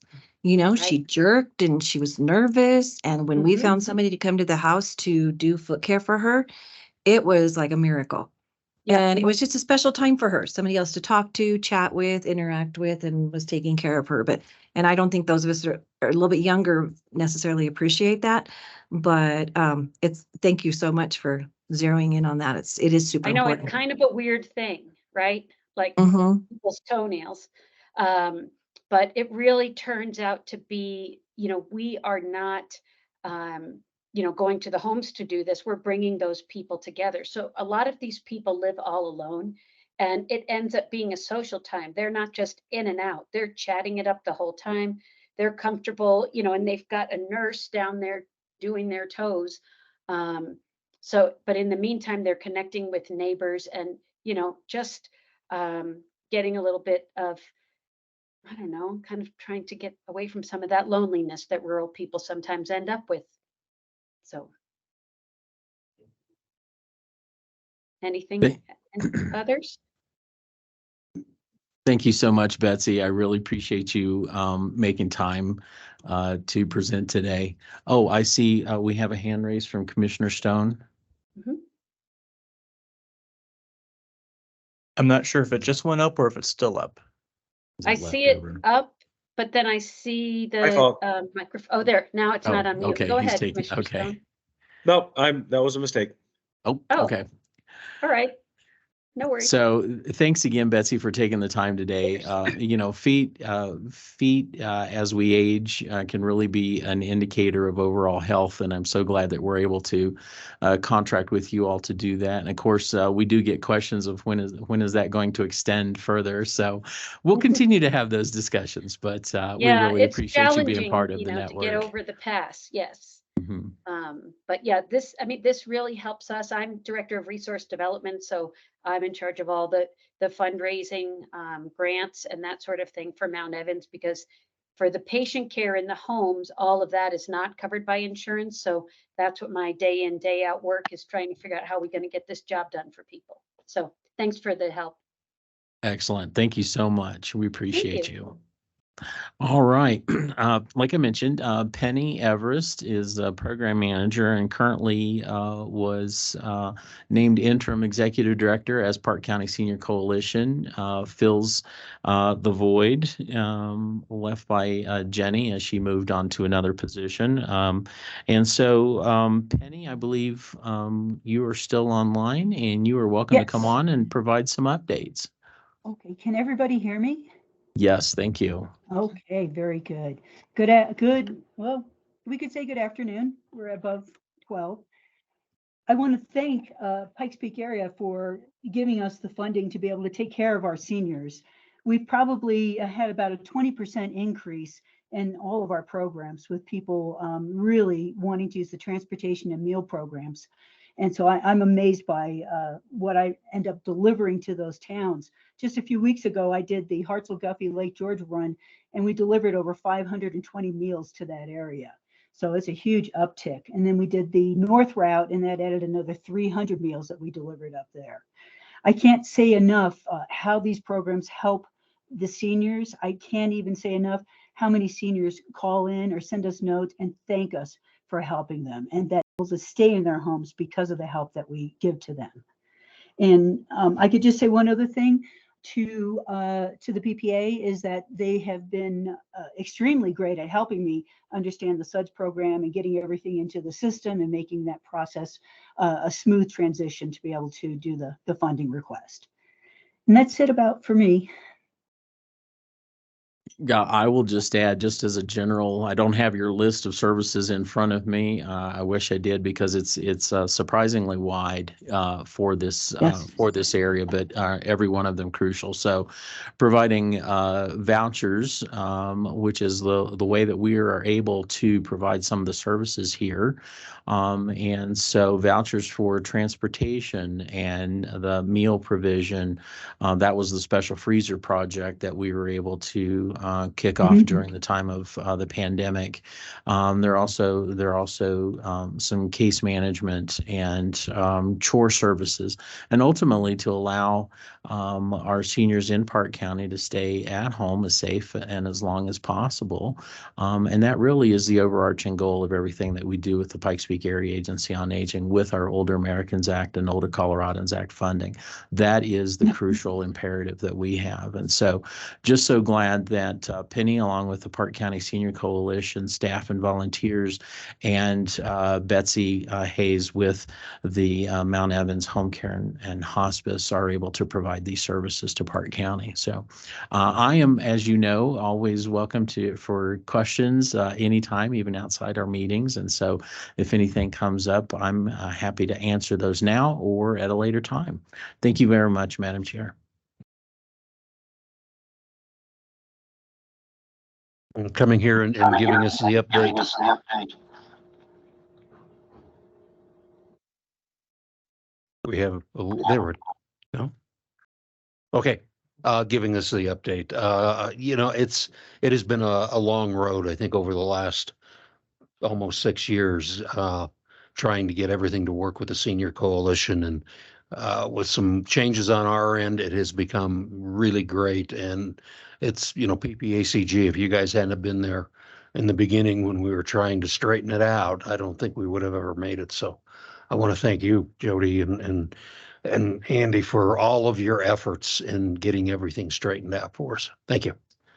It has certainly been a team effort, and I appreciate that recognition, because ultimately, even here in the room, we have a member of our finance department, of course, with Carol and her team.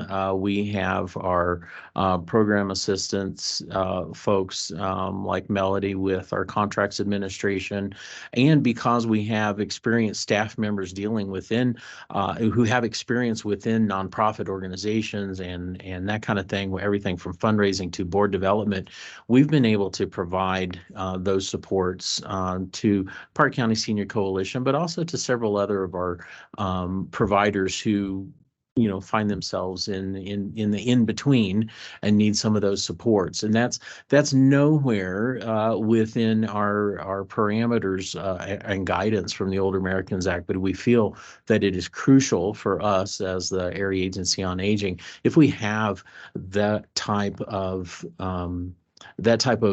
information and training available, then it is imperative for us to provide those supports to those organizations to help them succeed as best possible. So we're very happy to do that, and thank you for that recognition.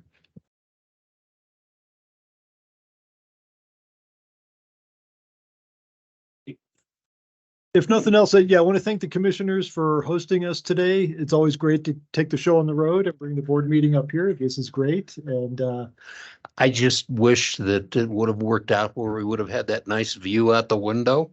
But, you know, as I say, county government sometimes ends up with situations that you just have to do things differently. Unfortunately, we have more than one place in our building. Totally understood. And this worked out just fine. But I also want to thank and give a special shout out to Jared and Cheryl. They make all this work, and they're got up here at a wicked early hour, and afraid to, I don't even want to know what time you had to leave the house this morning. But thanks for making all this happen. It's a lot of work. So thank you, the both of you, but thank you all for making this work. So appreciate it. Thank you.